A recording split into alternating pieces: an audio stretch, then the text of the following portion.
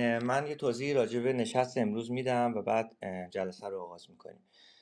نشست امروز به عنوان چهارمین نشست در موضوع ناگفته‌های تاریخ به عنوان شهر سوخته هستش که مطابق معمول به روایت دکتر بهرام قدیری انجام میشه. اما قبل از شروع سخنرانی دکتر بهرام قدیری به پیشنهاد آقای مهدی سفرزاده که حالا در جلسه هستن و فکر میکنم بله ایشون هستن در جلسه، قرار شد که ما سه تا از باستانشناسان بزرگ ایران رو معرفی کنیم که قرار شد مهندس مهریزی که حالا هنوز نیومدن، مهندس درجاتی و من، این سه نفر رو، این سه باستانشناس بزرگ و فقید ایران، آقایان محمد تقی مصطفوی یکاشانی، آقای علی سامی و عزت الله نگهبان بپردازیم. در عصری که ما زندگی میکنیم مشاهیر ما بیشتر اهالی سینما و تلویزیونن و این نشون میده که ما مسخ شده تصویر و صدا هستیم و شاید تو همین تالار ما امروز برخی از ما نخستین باره که نام این سه بزرگ مرد تاریخ ایران رو در عرصه باستانشناسی میشنویم. من خودم وقتی که مطالعه میکردم راجع به این سه نفر میتونم اقرار کنم که خیلی نمیدونستم ازشون. واقعا بزرگانی هستن که ما، حالا من سعی میکنم اول وحید جان آغاز کنن، آقای علی سامی رو معرفی کنن و بعد از ایشون اگر محمود جان اومدن عزت الله نگهبان و در نهایت من آقای محمد تقی مصطفوی رو معرفی میکنم.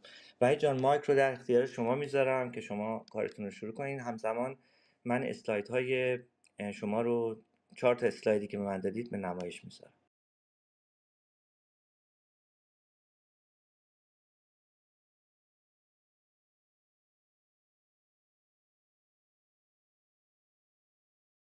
وحید جان صدای منو میشنوین؟ برنامه رو بله آغاز من کنید. صداتو دارم سهیل جان. بله من شروع میکنم. ما از اولین دوره دانشجویان دانشگاه ملی معماری بعد از انقلاب فرهنگی بودیم. خوشبختانه اساتید بسیار خوبی داشتیم و بسیار خوشحالم از این بابت. اه، آشنایی من با آقای سامی، استاد سامی، از اونجا شروع شد که من خب علاقه داشتم به ریشه‌های فرهنگیمون و متاسفانه بعد از انقلاب فرهنگی درس معماری پیش از دوران اسلام رو حذف کرده بودن و ما چند نفر بودیم که خیلی علاقه داشتیم به تخت جمشید. با استاد صحبت کردیم و ایشون قبول کردن و گفتیم آقا به هر حال تأثیر معماری ایران رو بر معماری اسلامی، و استاد ما قبول کرد که ما برای معماری اسلامی 2 روی تخت جمشید کار کنیم. در این میان کتاب‌هایی که جمع کردیم و بررسی کردیم و نقشه‌ها، و خیلی جالب بود که کتاب پارسه از آقای سامی رو من از کتابخونه ملی پیدا کردم و همینطور استاد بزرگ آقای مصطفوی هم همینطور که بعد دوستمون در موردش صحبت میکنه.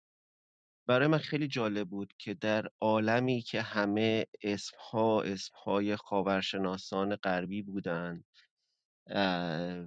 ناگهان اسم آقای سامی میدرخشه و چقدر زحمت کشیدن اونجا. آدم میبینه که چقدر عاشقانه در مورد فرهنگ و تاریخ ایران صحبت کردن و خوشبختانه در برنامه‌ای که امشب داریم به من محول شد که بیشتر در مورد ایشون تحقیق کنم و با سپاس از آقای بهرام قدیری که استاد من بودن این مطالب رو خیلی سریع میگذرم. در سال 1289 در شیراز به دنیا میان ایشون و بعد معلم تاریخ و جغرافیا میشن در مدارس شیراز، ولی به عشقی که در دل داشتن در مورد تاریخ و فرهنگ ایران ادامه میدن و در طبق این تاریخچه‌ای که داریم دکترای باستانشناسی میگیرن و مسئولیت مرمت و نظارت بر ساختمان جدید آرامگاه حافظ رو مثلا از کارهای ایشونه و موزه پارس.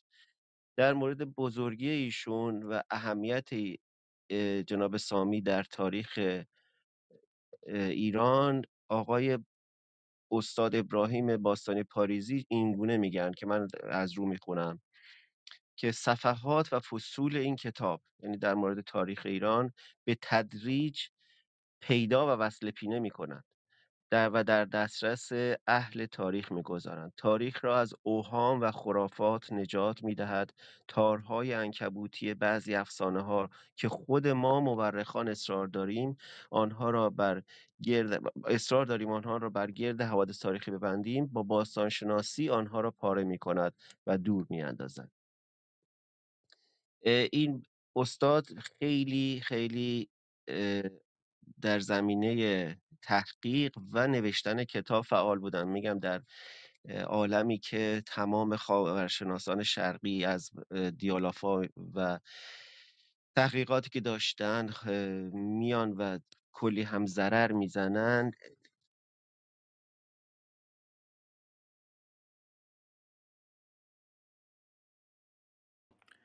وحید جان صدای شما قطع شد، صداتو نداریم.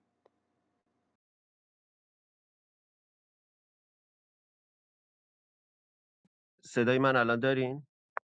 بله بله صداتون بله. رفت، بله اومد. بله، 30 کتاب از ایشون هست نوشته شده بر اساس تحقیقاتی که داشتن و در مورد دروس هخامنشی و تاریخ تمدن جهان به مدت 16 سال در دانشگاه شیراز تدریس می‌کردند. عرضم به حضور شما که ادامه این مسئله در تحقیقات ایشون پاسارگاد هم هست، جزء کارنامه خیلی درخشان ایشون هست، تحقیقاتی که کردن و کتابی که منتشر کردن. و خود ایشون در مورد این کتاب جناب من اجازه بدین که یک مطلب دیگر رو براتون بگم. آقای شاپور شهبازی در مورد ایشون میگن که در وقتی که روی پاسارگاد تحقیق کردن که این کتاب شامل مطالب بسیار مهمی در باب پاسارگاد و آثار هنری آن است. در نتیجه کتاب پاسارگاد سامی مشمول همه مطالب دست اول درباره کاوش‌های شخصی او در محوطه کاخ‌ها، باغ شاهی و تعمیراتی است که در جاهای مختلف انجام شده. همونطور که گفتم کتاب پارسه از نوشته‌های ایشون خیلی خیلی کتاب جامع مفیدی بود برای ما که روی تخت جمشید کار میکردیم و من خیلی خوشحالم که به عنوان دانشجوی معماری بعد از انقلاب این شانس رو داشتیم که به عنوان به حساب پیشینه معماری ایرانی در دوره اسلام تحقیق داشته باشیم و نوشته های آقای سامی خیلی برای ما ارزشمند بود. دلبستگی ویژه خود آقای سامی خصوصا به شهر پارسه که خیلی هم اصرار داشتن اسم تخت جمشید یا مثلا پرسپولیس رو استفاده نکنن.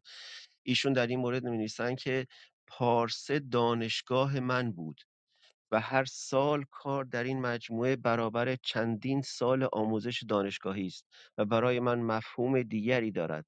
نزدیک 20 سال زیر آسمان آن زیسته و از هوایش تنفس کردم و پای هر ستون و سنگی روزهای از دست رفته خود را می‌یابم.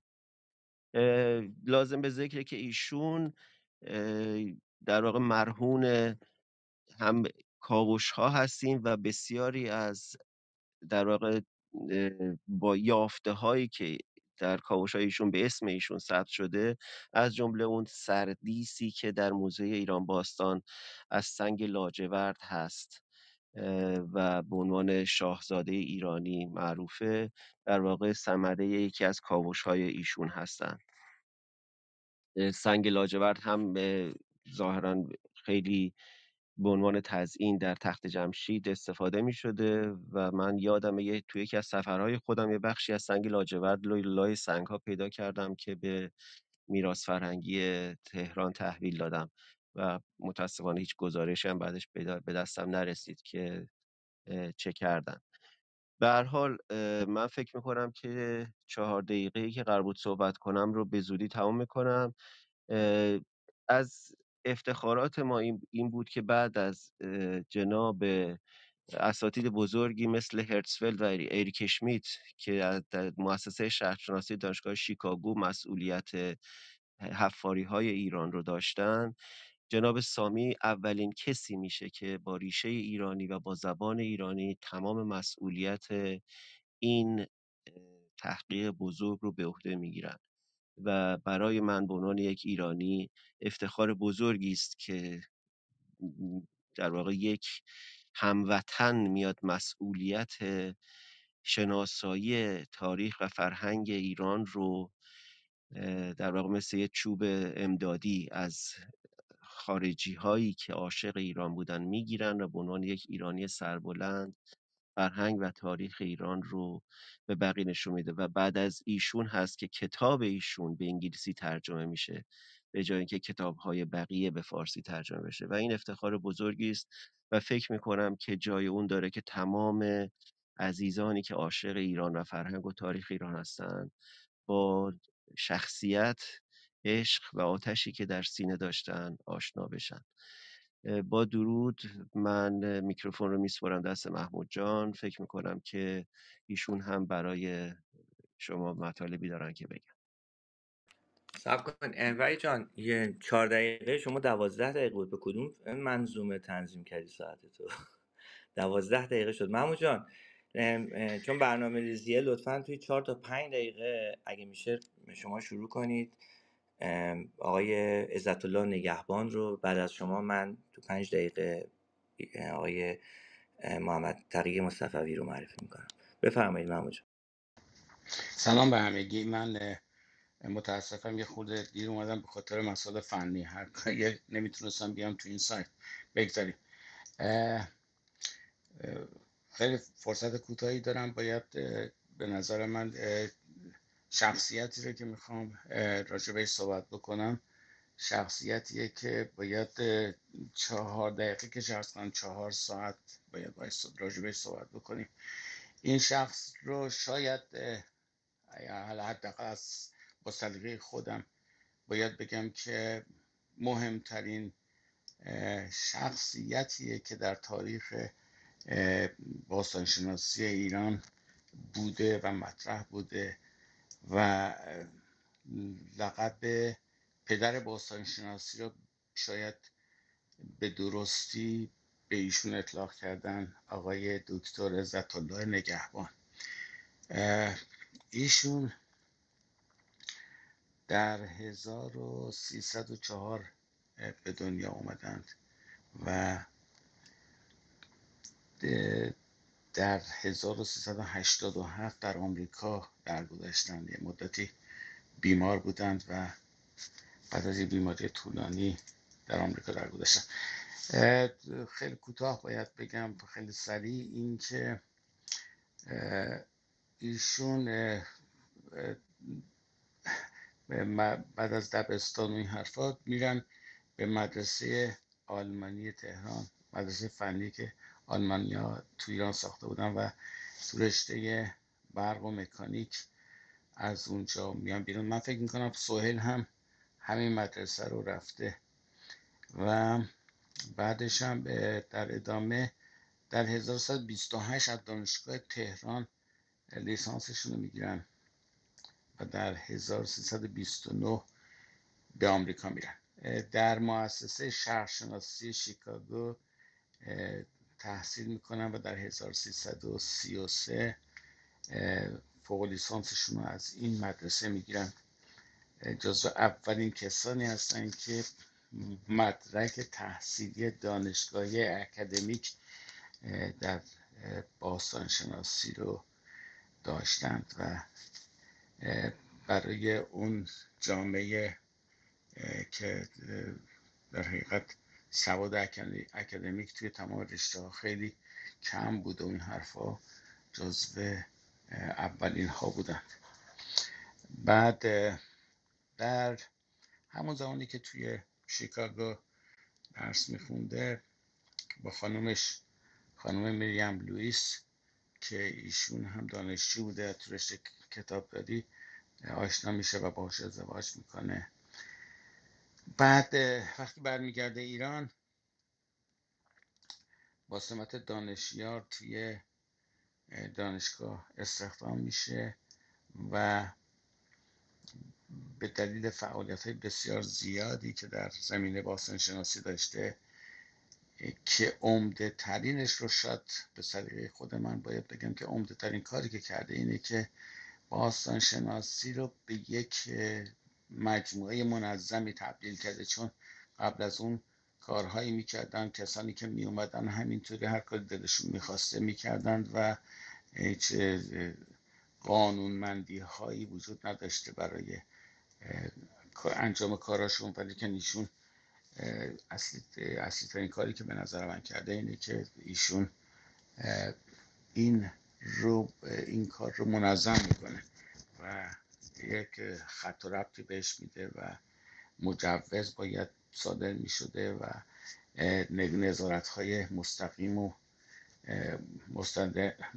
مداومی باید انجام میشده بر کار باستانشناسی از طریق ایشون در 1345 از دانشگاه تهران دکترای افتخاری میگیرند و از اون به بعد راهشون باز میشه که از سمت دانشیاری به استادی تبدیل بشن و استاد تمام میشن و در سالهای آخر قبل از انقلاب یعنی در 1356 ایشون رئیس دانشکدگی ادبیات دانشگاه تهران میشن. چیز عجیبیه که حالا من از دکتر قدیری خواهم خواست که راجع به این صحبت بکنن که چگونه است که باستانشناسی رو برده بودن زیر مجموعه ای از دانشکده ادبیات دانشگاه تهران. به هر حال ایشون در 1336 هم مؤسسه باستانشناسی دانشگاه تهران رو تأسیس میکنن و اولین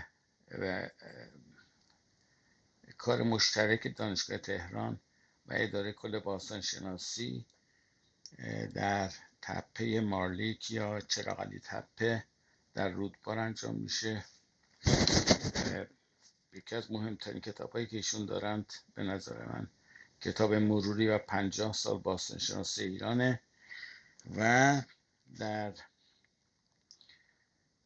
بهمن ماه سال 1387 متاسفانه در آمریکا ایشون درگذشتند. من فکر میکنم که تونستم یه مقداری وقت برای سهیل بذارم که بقیه صحبت ها رو بکنه. ممنون ازتون. خواهش میکنم محمود جان، مرسی. وقتی فکر نکنم مونده باشه برای من، ولی من حالا وقت میگیرم از آقای قدیری. خوشحالم که خانم هوروش مصطفوی اینجا هستن. فکر میکنم دختر ایشون باشن اینطوری که برام خان گفتن. من یه مختصری رو چون زمان نگیره نوشتم و جمع آوری کردم و اینو ارائه میکنم. ایشون امیدوارم تشریف بیارم بالا، بعداً راجع بهشون صحبت بکنم. آقای محمد تقی مصطفوی کاشانی، نویسنده، مترجم، روزنامه‌نگار و باستانشناس، در سال 1284 خورشیدی متولد میشن و در سال 1359 در سن 75 سالگی فوت میکنن. تحصیلات ابتدایی رو اجازه بدین من عکس‌ها رو بذارم. تحصیلات ابتدایی رو در تهران در دبستان انتصاریه و دوره متوسطه را در دبیرستان‌های ثروت و دارالفنون می‌گذرانند. ایشون در رشته حقوق تحصیل می‌کنند و از دانشکده‌های حقوق تهران، دانشکده حقوق دانشگاه تهران لیسانس می‌گیرند و زبان‌های فرانسه و انگلیسی و عربی رو به خوبی می‌آموزند. چندی زبان فرانسه در دبیرستان ثروت بودند. خدمت خود را در وزارت معارف در اداره تحقیقات آغاز می‌کنند و به رشته باستانشناسی بسیار علاقه‌مند میشن که سرانجام در همین رشته متخصص میشن. از مهر ماه 1310 تا آبان 1337 در اداره عتیقات وزارت معارف خدمت می‌کنند و شغل‌هایی را در این وزارتخانه به شرحی که توضیح می‌دهم عهده‌دار میشن. بازرس فنی باستانشناسی، مأمور کاوش‌های علمی شوش و تخت جمشید، نماینده باستانشناسی در اصفهان و سرانجام رئیس و مدیر کل باستانشناسی کشور. همونطور که در عکس می‌بینید ایشون در سمت راست تصویر هستن. که در تبریز بقعه یکی از بقعه ها هستش، اسمش الان به خاطرم نیست. در تصاویر دستخط ایشون رو میبینین که من اجمالا از اینا عبور میکنم. حدوداً 6 تا سند هست از نوشته های ایشون که نشون میده، من تو که میخوندم، که چقدر دغدغه دارن راجع به باستانشناسی ایران و کلا برای ایران بسیار دغدغه‌مند هستن.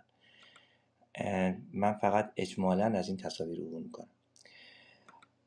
آقای مصطفوی در دوره ریاست خودشون در اداره کل باستانشناسی اقدام به تأسیس نشریه علمی گزارش‌های باستانشناسی می‌کنند. ایشان همچنین در بسیاری از کنگره‌های بین‌المللی در زمینه باستانشناسی شرکت می‌کنند و در تهیه و تدوین مقالات مربوط به آثار و بناهای تاریخی و هنری و باستانی ایران در دایره‌المعارف فارسی همکاری می‌کنند.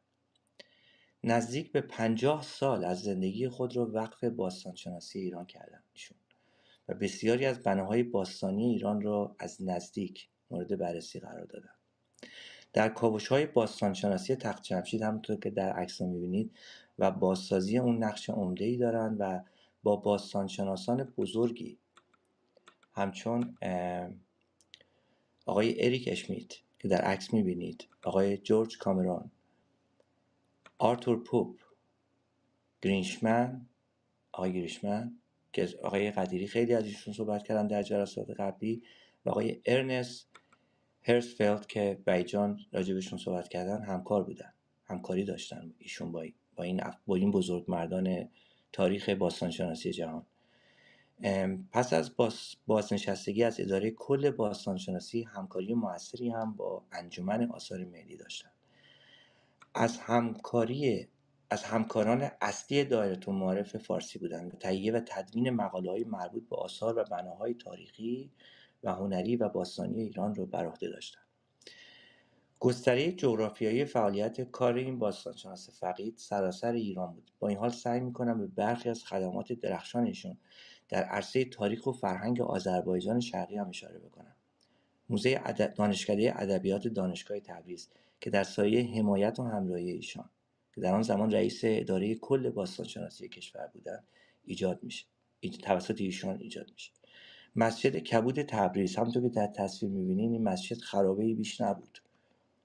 در 2 تصویری که الان نشون دادم که نجات اون از ورطه نابودی وامدار همت این بزرگمرد است که از کلا مسجد بازسازی میشه اصلا به طور کلی. ما امروز به عنوان نسل‌های بعدی هیچ وقت خرابه این بنا رو نمی‌بینیم. موزه آذربایجان از نخستین روزهای ایده تشکیل این موزه توسط مؤسسه موزه آقای علی دهقان، ایشان در راه به بار نشستن این هدف بزرگ از هیچ کمکی فروگذاری نمی‌کنه. وقفنامه ربع رشیدی به عنوان نماینده انجمن آثار ملی ایران تنها نسخه موجود این وقفنامه را برای کتابخانه ملی تبریز خریداری می‌کند. یادمان مقبرةالشعرای سرخاب تبریز که نقش بسزایی در احداث اون داشتند و در تصویری که مشاهده می‌کنیم کلیسای سنت استپانوس به همراه آقای اسماعیل دیباج، نماینده وقت انجمن آثار ملی در آذربایجان شرقی، در سامان بخشی به این اثر ارزشمند تاریخی بسیار تلاش می‌کنند و به همت ایشان اقدامات موثری در جهت نگهداری از این اثر بی‌بدیل انجام میشه.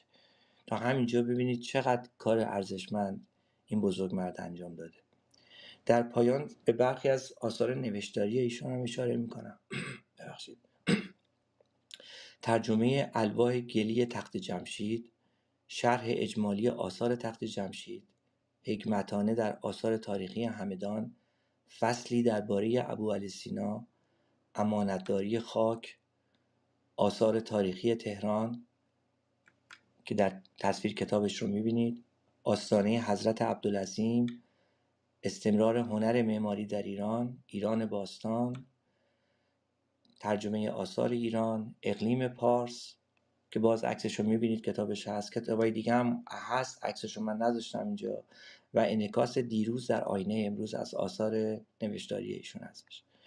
من در پایان فقط اشاره میکنم که ما وارثان امروز ایران واقعا وظیفه داریم در شناسایی این انسانهای بزرگ که من و وحید جان و محمود جان فقط 3 نفرشون رو امروز معرفی کردیم کوشش کنیم، تلاش کنیم.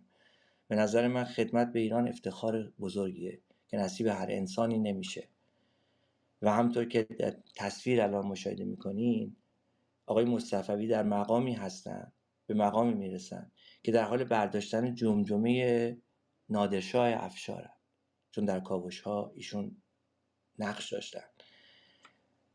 ما داریم جمجمه استخوان‌های نادرشاه افشار رو میبینیم در تصویر. در واقع دانش امروز ما از تاریخ گذشته ایران مدیون چنین انسان‌های آگاه و فریخته است و ایران همیشه در حساس‌ترین دوران تاریخ خود بزرگ مردانی همچون ایشان داشته که به مانند ستون‌های فرهنگ کهن ایران از اون پاسداری و آن را به جهانیان معرفی کردند. ما واقعا بایستی افتخار کنیم به داشتن بزرگان این چنین. بزرگان ما فقط حافظ و سعدی و شعرای ایران نیستن. ما فقط در عرصه باستانشناسی 3 نفر از بزرگان ایران رو تو این برنامه سعی کردیم معرفی کنیم.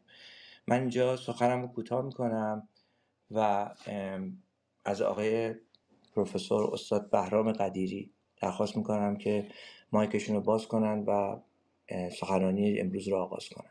خیلی هم ممنون از همگی که گوش دادین و از خانم مصطفوی هم تشریف بیارن بالا، بسیار که تشریف آوردن بالا، خیلی ممنون که اومدین. اگه میخواین قبل از اینکه آقای قدیری بهرام خان صحبت کنن شما صحبتی راجع به استاد مصطفوی بکنید مایک بزنید، بعد بهرام خان رو شروع کنیم. دوست دارید بفرمایید.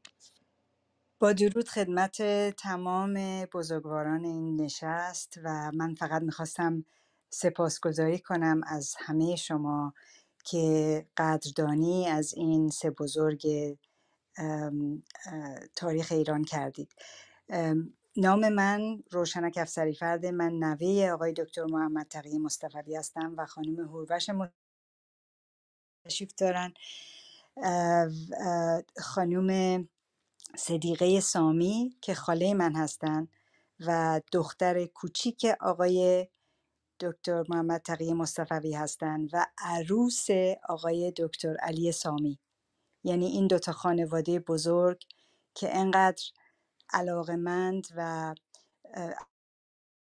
فرهنگ و معماری و هنر ایران بودن به این ترتیب هم به هم پیوند خوردن. خاله من و پسر آقای دکتر علی سامی این ازدواج رو سالها پیش کردن که همیشه پایدار بوده. من بیشتر از این وقتتون رو نمیگیرم، فقط خواستم خیلی سپاسگزاری کنم و بگم کتاب‌های بسیاری از هر دو این عزیز در کتابخانه‌های خانوادگی ما هم در خارج از ایران هم در ایران هست که من با کمال میل با آقای دکتر بهرام قدیری میتونم بعداً میکنم مطالب بسیار جالبی راجع به حفاری هایی که در شوش، تخت جمشید و بسیار جاهای دیگه ایران انجام شده. اینها رو میتونیم به صورت برنامه‌های بعدی شاید در بیاریم، چون هم جالبه و هم بسیار ارزشمند برای نه تنها ایرانیان، من فکر میکنم برای بشریت. بسیار سپاسگزارم از همگی شما و به خصوص دکتر بهرام قدیری که پایه‌گذار این برنامه ها شدند. همیشه بسیار آموختم از این 3 برنامه اولتون و مشتاق شنیدن برنامه 4متون هستم. سپاسگزارم از شما، خیلی ممنونم که حضور داشتین، لطف کردید. بهرام خان میکروفون دست شما، تصویر شما هست، اسلاید شما آماده پخشه. من همزمان با سخنان شما اسلایدها رو پخش میکنم. سوال خانم اون فیلم رو میذارید؟ بله بله، خیلی ممنونم. من یک فیلم 50 ثانیه‌ای از شهر سوخته به عنوان آغاز برنامه پخش میکنم. این 50 ثانیه در کلاب هاوس، در کلوب آزاد هیچ صدایی پخش نمیشه. دوستان عزیز اگر نمیخوان برن از طریق ویدیو تماشا کنن 50 ثانیه باید سکوت ما رو تحمل کنن و بعد از این برنامه رو بهرام خان آغاز میکنن.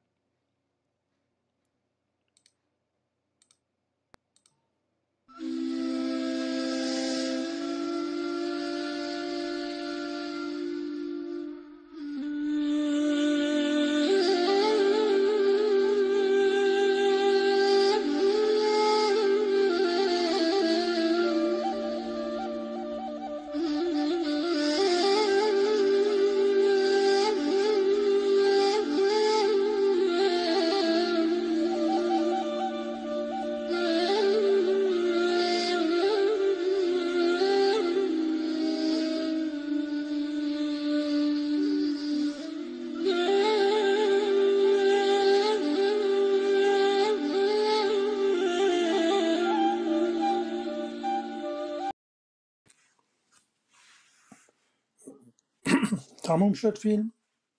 بله بفرمایید آغاز کنید برنامه. من قبل از اینکه اصلا وارد برنامه شهر سوخته بشیم خواستم از شما سه تا عزیزان، روشنک خانم تشکر کنم، محبت کردن اومدن، من با ایشون در تماس هستم که بتونیم یه برنامه ویژه‌ای بذاریم کارا رو هم ببینیم. ولی به هر حال به قول مولانا، گر بریزی بحر را در کوزه ای چند گنجد قسمت یک روزه ای.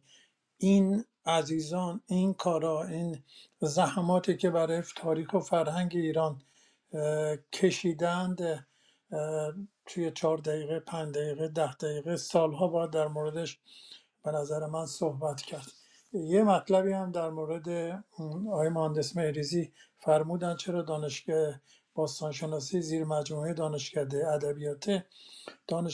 ادبیات و علوم انسانیه و باستانشناسی هم هنوز که هنوزه زیر مجموعه دانشکده ادبیات و علوم انسانیه و اون بخش در واقع رشته های مربوطه مثل جامعه شناسی، روانشناسی، باستانشناسی به اون قسمت هیومن ساینس در واقع دانشکده ادبیات از 2 بخشه. به این دلیل هست. خب اگه اجازه بدید بریم در مورد شهر سوخته و این کلیپ چند ثانیه‌ای من خواستم که یک دید اوورال از بالا شما داشته باشید.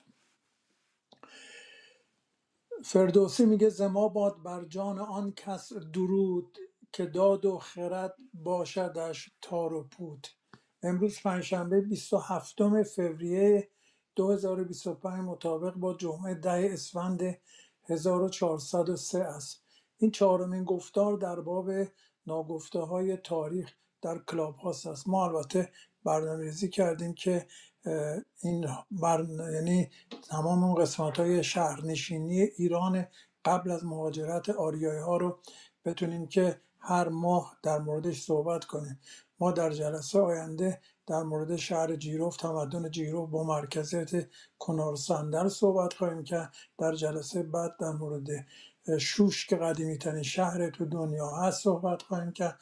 بعد در مورد شهداد صحبت خواهیم کرد و همینطوری، یعنی تمام اون در شهرنشینی دوره مفرق و برونز که قبل از آمدن آریایی ها به ایران هستش، اینا رو سعی میکنیم در چندین جلسات مختلف در موردش صحبت بکنیم. یعنی بدونیم این تاریخ این مملکت خود ما چی بوده و چگونه بوده. تاریخ در واقع یک داستان است، داستان همه کسانی که از خود اثری به جا گذاشتن، مثل همین سه تا عزیزی که در موردشون صحبت کردیم. تاریخ داستان کارهای انسان در زمان گذشته است. تاریخ چگونگی موفقیت یا شکست انسان برای رسیدن به نیازها، آرمانها و باورهایشان را بیان می‌کند. بر همه افراد جامعه به نظر من واجب استش که تا حدی تاریخ بخوانند، بدانند و از آن بیاموزند، برای اینکه تاریخ به ما میآموزد تا با اندیشه‌های بیناتر، تیزتر بتوانیم با تحولات و دستاوردهای عالمی که در آن به سر میبریم مواجهه و نسبت درستی برقرار کنیم. در بین همه تعریف‌های منطقی که در واقع از انسان به عمل آمده، به انسان حیوان ناطق است که از ارسطو منسوب به ارسطو که من is rational animal، یا انسان حیوان ابزار سازه است، یا انسان حیوان اقتصادی است، یا انسان حیوان اجتماعی است، یا انسان حیوان متافیزیکی است، انسان حیوان تاریخی است. گویاترین به نظر من تعریف از انسان هست که میتواند ما را متمایز کنه از دیگر حیوانات. باستانشناسا قبلا فکر میکردند که در شرق دشت لوط خبری از تمدن‌های باستانی وجود نداره، ولی از دهه 60 میلادی کارهایی در تل ابلیس کرمان انجام شد که نتیجهش شگفت‌انگیز بود. دقیقاً در همون نقاطی که کسی فکر نمی‌کرد نشانه تمدنی وجود داشته باشد، نخستین محل ذوب فلزات با قدمت 6000 سال در ایران شناسایی شد. شادروان علی حاکمی، شادروان میرعابدین کابلی هم در منطقه شهداد، درست بر لبه کویر، یعنی گرمترین نقطه توی جهان اونجا، یعنی به ثبت رسیده، یکی از مهمترین مراکز ذوب فلز و ساختار اشیاء فلزی و مرمری متعلق به هزاره سوم پیش از میلاد، یعنی 5000 سال پیش رو کشف کردند. 100 سال پیش شهر سوخته توسط یک باستانشناس انگلیسی به دنیای باستانشناسی معرفی شد. آقای دکتر سجادی که روی شهر سوخته کار کرده، یه مقاله اخیراً من ازش میخوندم، اشاره میکنه که در این منطقه سیستان فقط 1661 منطقه باستانی شناسایی شده که از این 1661 900 منطقهش متعلق به پیش از تاریخ ما هستش.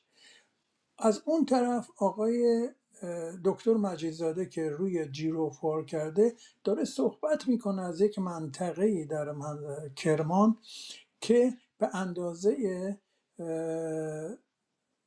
کشور اتریشه که در این منطقه آثار بسیار فراوان باستانی هستش. از اون طرف ما در خوزستان گزارش داریم از آقای عرفئی که پدر در واقع ایلام شناسی ایران هست که 5000 نقطه باستانی ما در خوزستان داریم. یعنی اگه شما نگاه کنید وجب به وجب این مملکت دارای آثاری هستش که نیاز داره که مورد مطالعه و شناسایی قرار بگیره.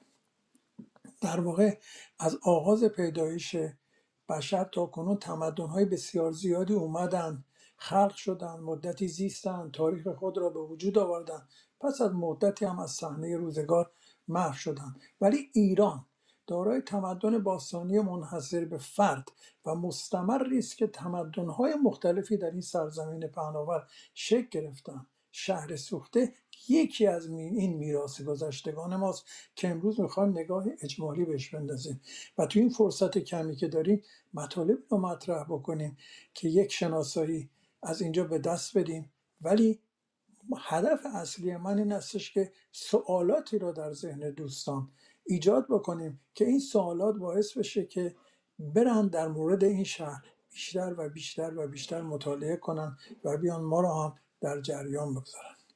تمدن هیرمند در جنوب افغانستان فعلی و جنوب شرقی ایران به هزاره سوم قبل از میلاد برمیگرده و مکان شهر سوخته و مندیگک در ولایت قندهار افغانستان به بهترین وجه خوشبختانه ثبت شده، چون مندیگک و ایزماوروش خیلی کار مطالعات باستانشناسی کرد. مرحله شکل‌گیری مندیگک و شهر سوخته در اواسط هزاره چهارم و اوایل هزاره سوم پیش از میلاد مربوط به دوره است که برای اولین بار ما شاهد افزایش چشمگیر روابط منطقه‌ای در داخل این مجموعه ها و بین سرزمین های هند و آسیای مرکزی، یعنی این طرف که شما برید هند، تمدنایی که در اونجا بوده و این طرفی که شما بیاد با جیرفت، بعد میاد با ایلام، بعد میاد با بنونهرند و بعد میاد با تمدن مصر نیل.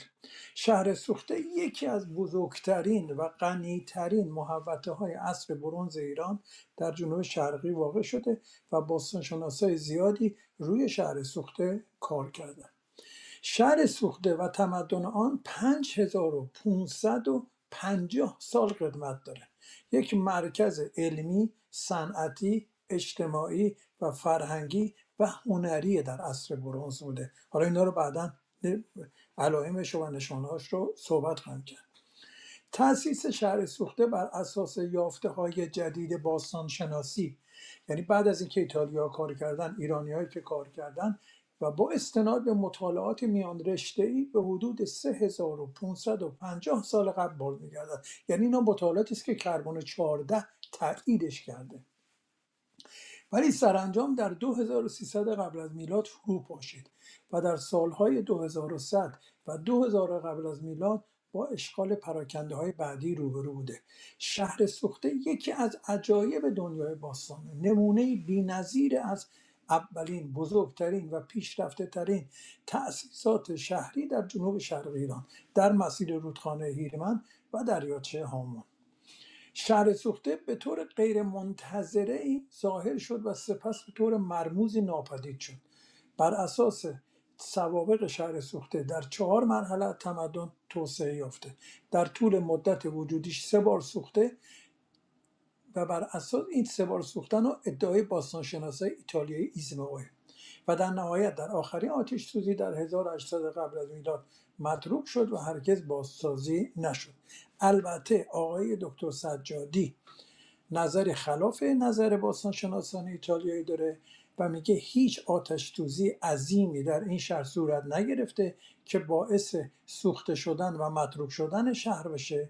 ایشون برای متروک شدن شهر 2 تا فرضیه رو آورده، 2 تا سناریو رو مطرح کرده. میگه یکی از اینها هستش، یک این هستش که دلتای رودخونه هیرمند و تا قبل از به هامون برسه دچار مشکلاتی میشه، دچار کم آبی میشه که مردم از اینجا ناچار میشن مهاجرت کنن به جاهای دیگه که هنوز برای باستانشناسا نامشخص.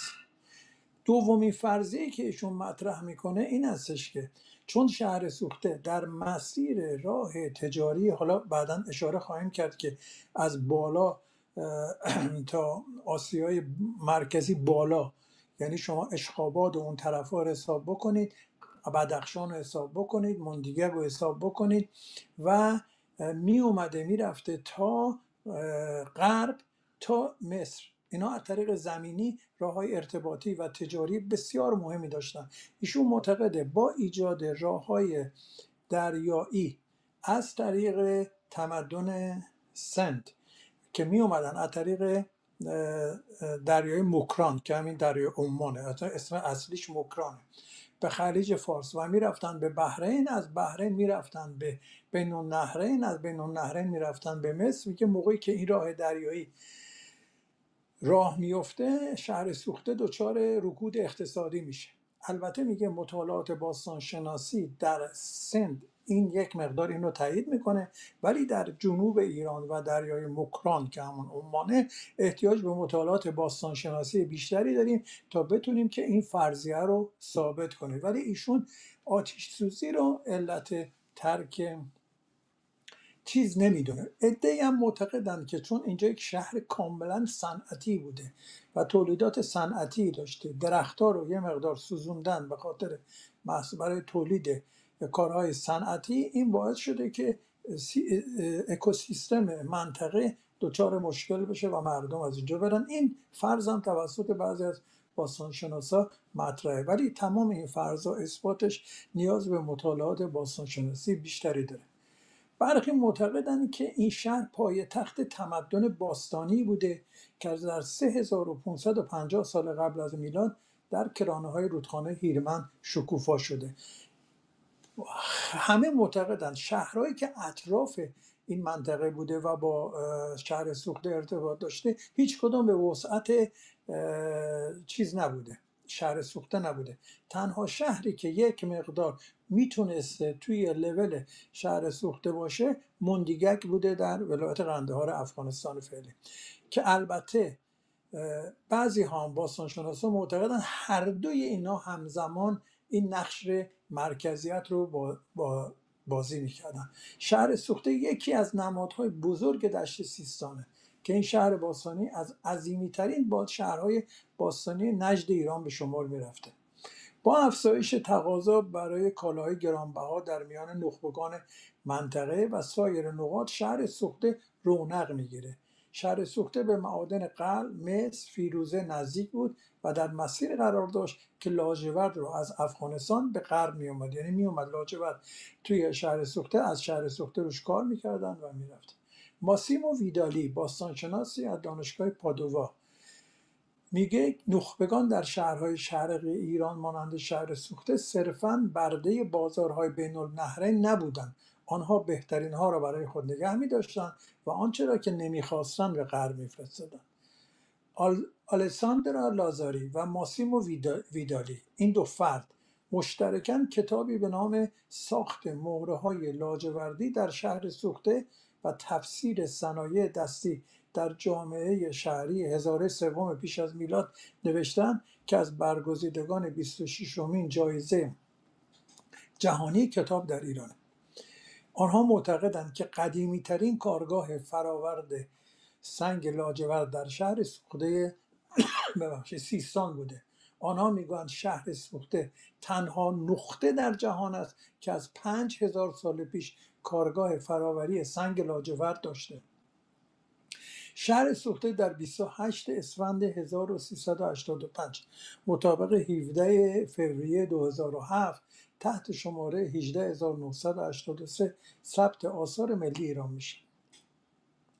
این اثر در 38مین اجلاس یونسکو در قطر در 22 ژوئن 2014 مطابق با اول تیر 1393 به عنوان میراث جهانی یونسکو به ثبت رسید. اگه خاطرتون باشه در مورد چوغا زنبیل که صحبت میکردیم گفتیم اولین اثر ایرانی است که جزو فهرست میراث جهانی به ثبت رسید. این میراث جهانی از 1972 به بعد از اون آسیب‌های شدیدی که به جنگ جهانی اول و دوم به مواریث فرهنگی اروپا زد به دنبال یک سری مباحث مفصلی هستش تشکیل شد و گفتن دیگه میراث خیلی از میراث‌ها هستش که در دنیا تعلق به یک کشور خاص نداره، این متعلق به تمام بشریته و تمام بشریت باید این رو ازش محافظت و نگهبانی و مراقبت کنه.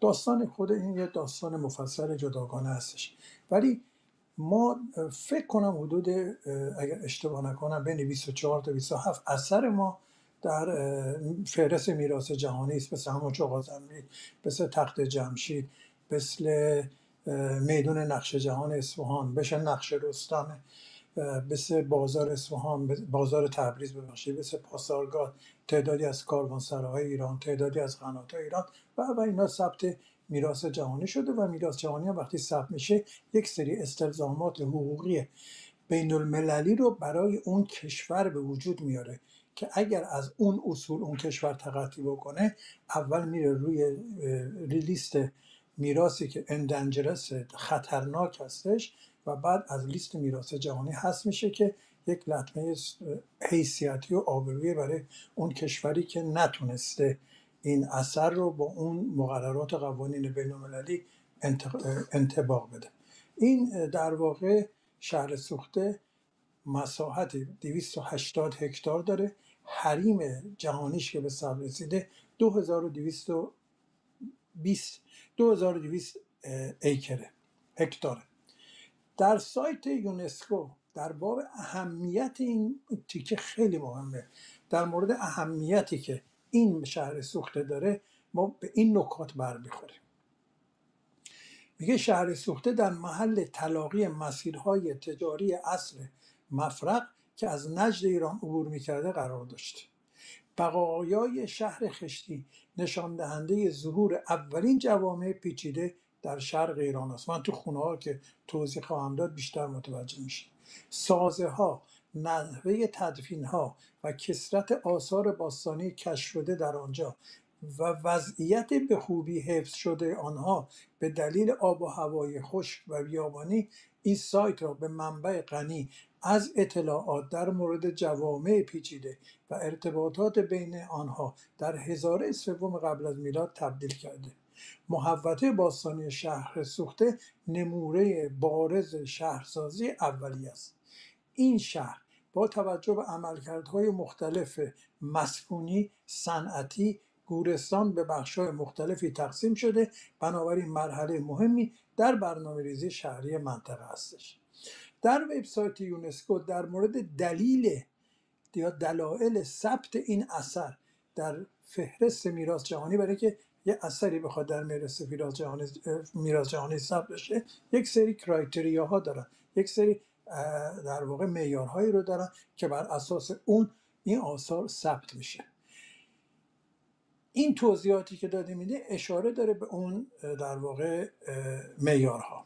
شهر سوخته نام بقایای دولت شهری در ایران است که روی آبرفت مصب رودخانه هیرمند و دریاچه هامون قرار داشته و زمانی در ساحل آن رودخانه بنا شده. دوره بنای این شهر با عصر برنز تمدن جیرفت مقارن است و ایرانیان در حدود 6000 سال پیش در این شهر زندگی می‌کردند. شهر سوخته 280 هکتار وسعت دارد، دارای 5 قسمت اساسی: بخش مسکونی، بخش مرکزی، منطقه صنعتی، بناهای یادمانی یا مونومان‌ها و گورستان است که به صورت تپه‌های متوالی و به هم چسبیده واقع شدند. باید گفت بسیاری از اولویت‌های جهان را در شهر سوخته میتوان پیدا نمود. اولین عمل جراحی مغز انسان، اولین چشم مصنوعی، اولین انیمیشن جهان بر روی جام سفالین شهر سوخته، اولین تخت نرد و بازی شطرنج جهان و حالا من اینا رو بعدا توضیح میدم بهتون.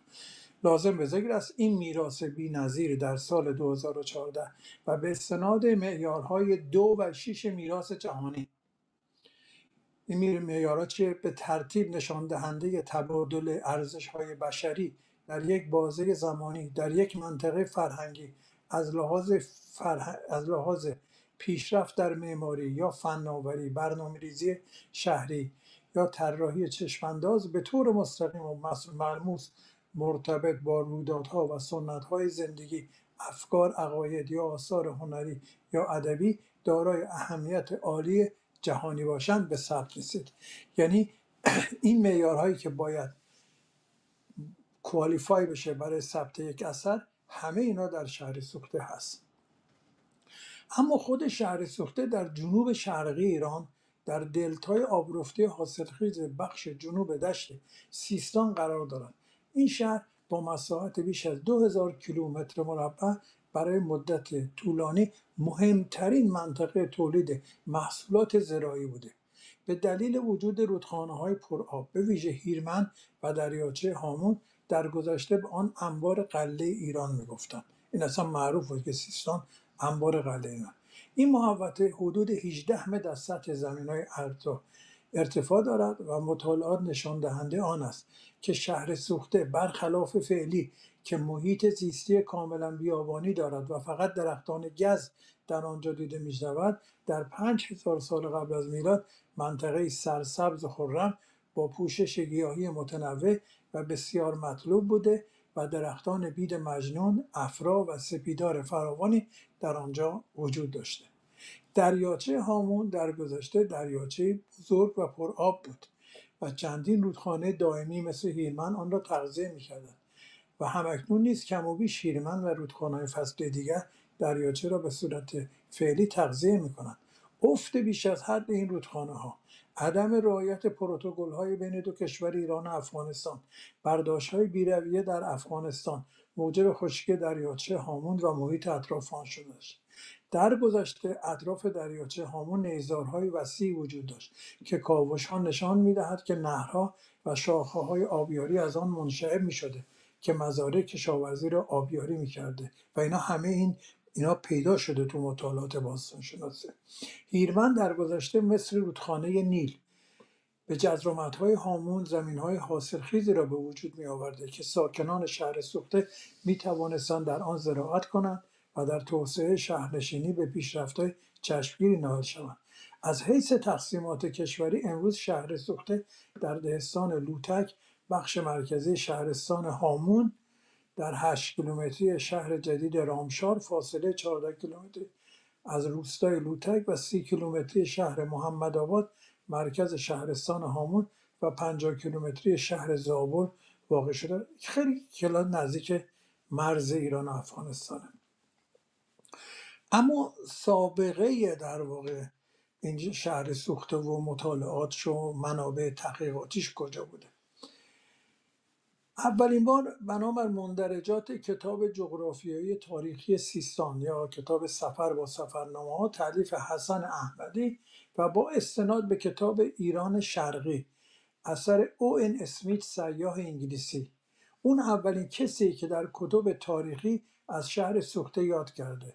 کاپیتان او.ان. اسمیت در 1872 سفری به سیستان میکنه و در مورد شهر سوخته این مطلب رو میگه در حدود 10 میل در سمت شرق حوضدار مجموعه دیگری از خرابه‌های قدیمی به نام شهر سوخته وجود دارد که گفته می شود شهر معروف رستم بوده و این شهر را بهرام با ریختن نفت در گوشه و کنار آن و آتش زدنش خراب کرد. البته به من بهرامش ربطی نداره، یه بهرام دیگه بود.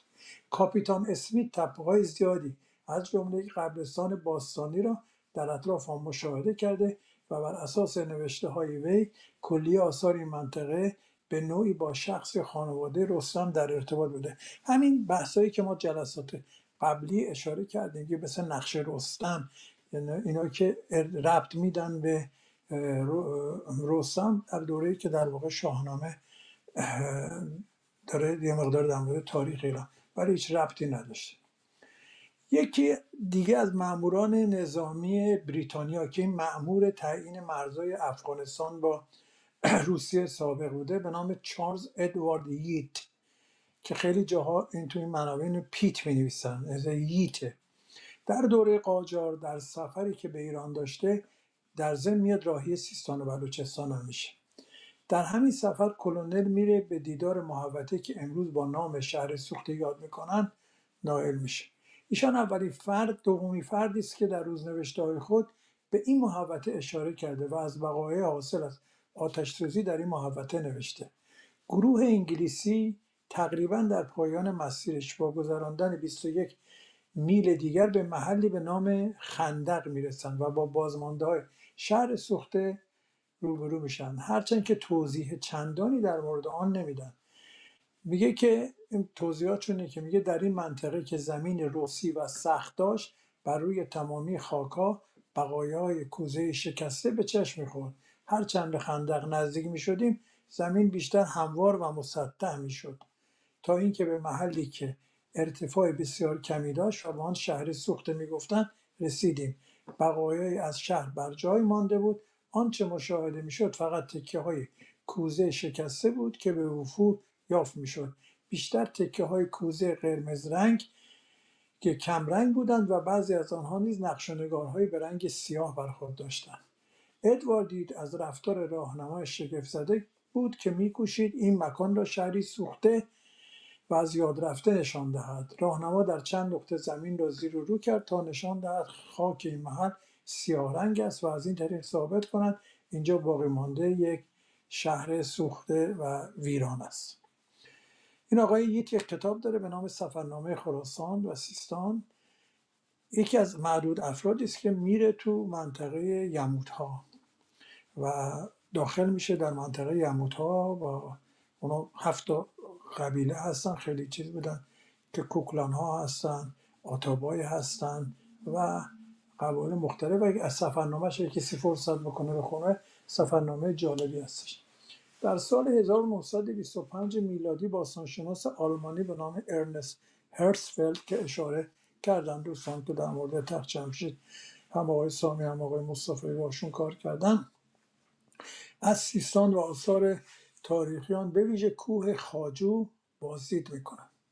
پس از کلونل ییت سر اولل اشتاین، این خیلی آدم مهمی هستش.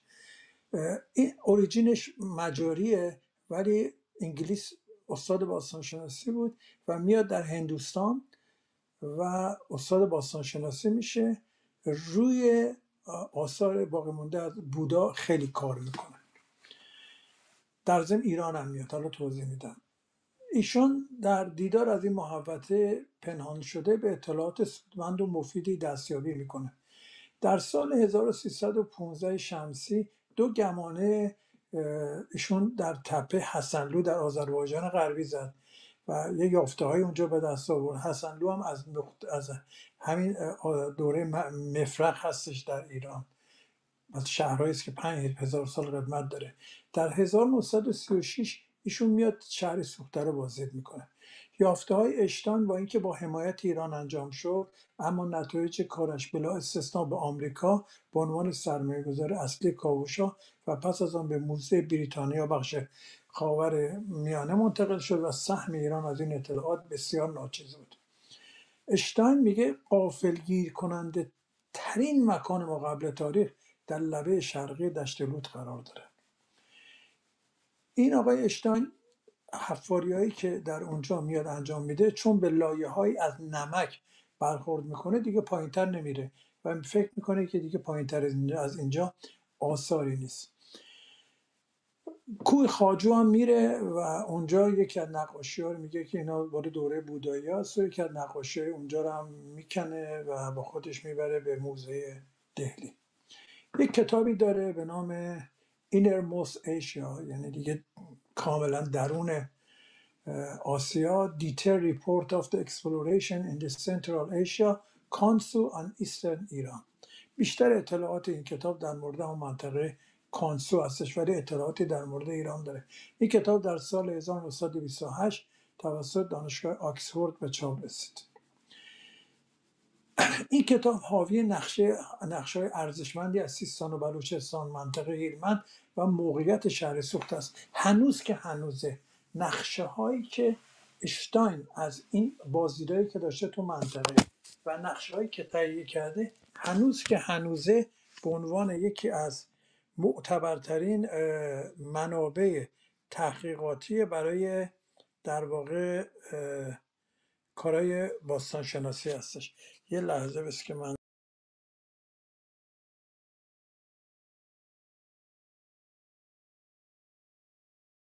الان صدا من هست. بله بله صداتون هست. قربان. و همچنین این آقای اورولشتاین مجاری انگلیسی که لقب سرم داره، یه مقاله ای داره در مورد ایران به نام An Archaeological Journey in Western ایران که در این آرکولوژیکال جورنال در مجلد 92 در اکتبر 1938 به چاپ رسیده هستش. به هر حال خیلی از باستانشناسایی که تو ایران، چه گروه ایتالیایی چه ایرانیایی که کار کردن، از این نقشه هایی که شما دیدید و شتاین تهیه کرده به عنوان الانم یک دو تا از استادای دانشگاه باستانشناسی سیستان و بلوچستان داره منطقه رو کلا از نظر شماری باستانشناسی و تاریخی و موقعیت ها داره کار میکنن. نقشه اشتاین یکی از مدارک بسیار معتبری است که در حال استفاده ازش. در دهه 40 خورشیدی، زمانی که شرکت ایتالیایی ایتال کنسول جهت انجام مطالعات عمرانی در سیستان و بلوچستان با دولت وقت ایران قرارداد اقتصادی امضا کرده بود، گروه باستانشناسی ایتالیایی نیز همزمان به ایران وارد شد و فعالیت‌هایی رو در حوزه‌های مختلف انسان باستانشناسی و مرمتی انجام دادند. رئیس این تشکیلات ایزمو شخصی بود به نام جوزف توچی که این آقای جوزف توچی خیلی مقام بالایی رو توی دولت در واقع ایتالیا داشت و خودش هم یه شرقشناس معروفی بود و رئیس سابق مؤسسه ایزمو بود که بعدا عوض شد. در سال 1959 کارهای باستانشناسی ایتالیایی ها شروع شد و اولین مأموریت این آقای جوزف توچی و امبرتو شراتو، این دو نفر آدم، یک سری مطالعات کلی روی منطقه سیستان انجام دادن.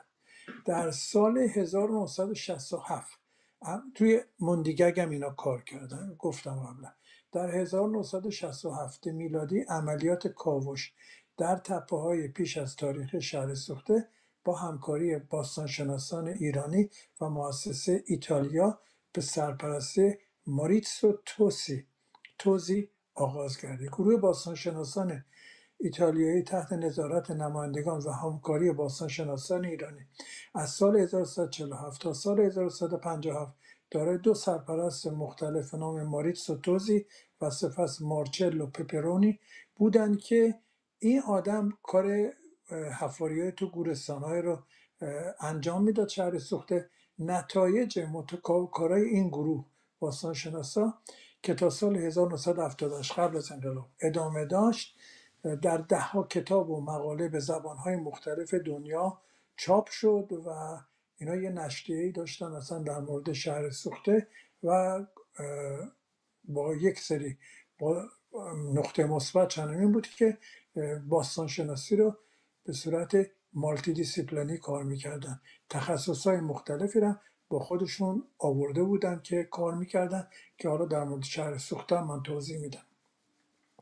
مهمترین اقداماتی که ایزمو در ایران انجام داد در اصفهان و فارس بود که میدون نقش جهان، عمارت عالیقاپو، 40 ستون، 8 بهشت، مسجد امام جمعه اصفهان، تخت جمشید، پاسارگاد و برخی بناهای کوچکتر دیگه تو فارس رو هم انجام دادن که این لیست این کارهایی که ایزمو در ایران انجام داده در یک کتابی به عنوان مرمت بناهای تاریخی با ترجمه دکتر علی اصغر کریمی در میراث فرهنگی به چاپ رسیده. ایزمو رو در واقع میتونیم ما در ایران به عنوان پیشگامان مرمت علمی قلمداد کنیم، برای اینکه اینا روش کارشون این بود که مستندات تصویری تهیه میکردن، نقشه های تاریخی از اثر تهیه میکردن، مطالعات بنا رو انجام میدادن، کار شناخت رو انجام میدادن، بعد میومدن کار مرمت رو انجام میدادن.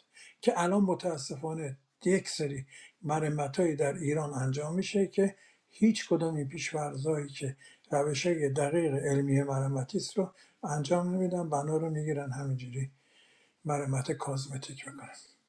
با وقوع انقلاب در ایران و توقف تمام کارهای باستانشناسی خارجی در ایران، کار در سیستان بلوچستان هم شهر سوخته متوقف شد.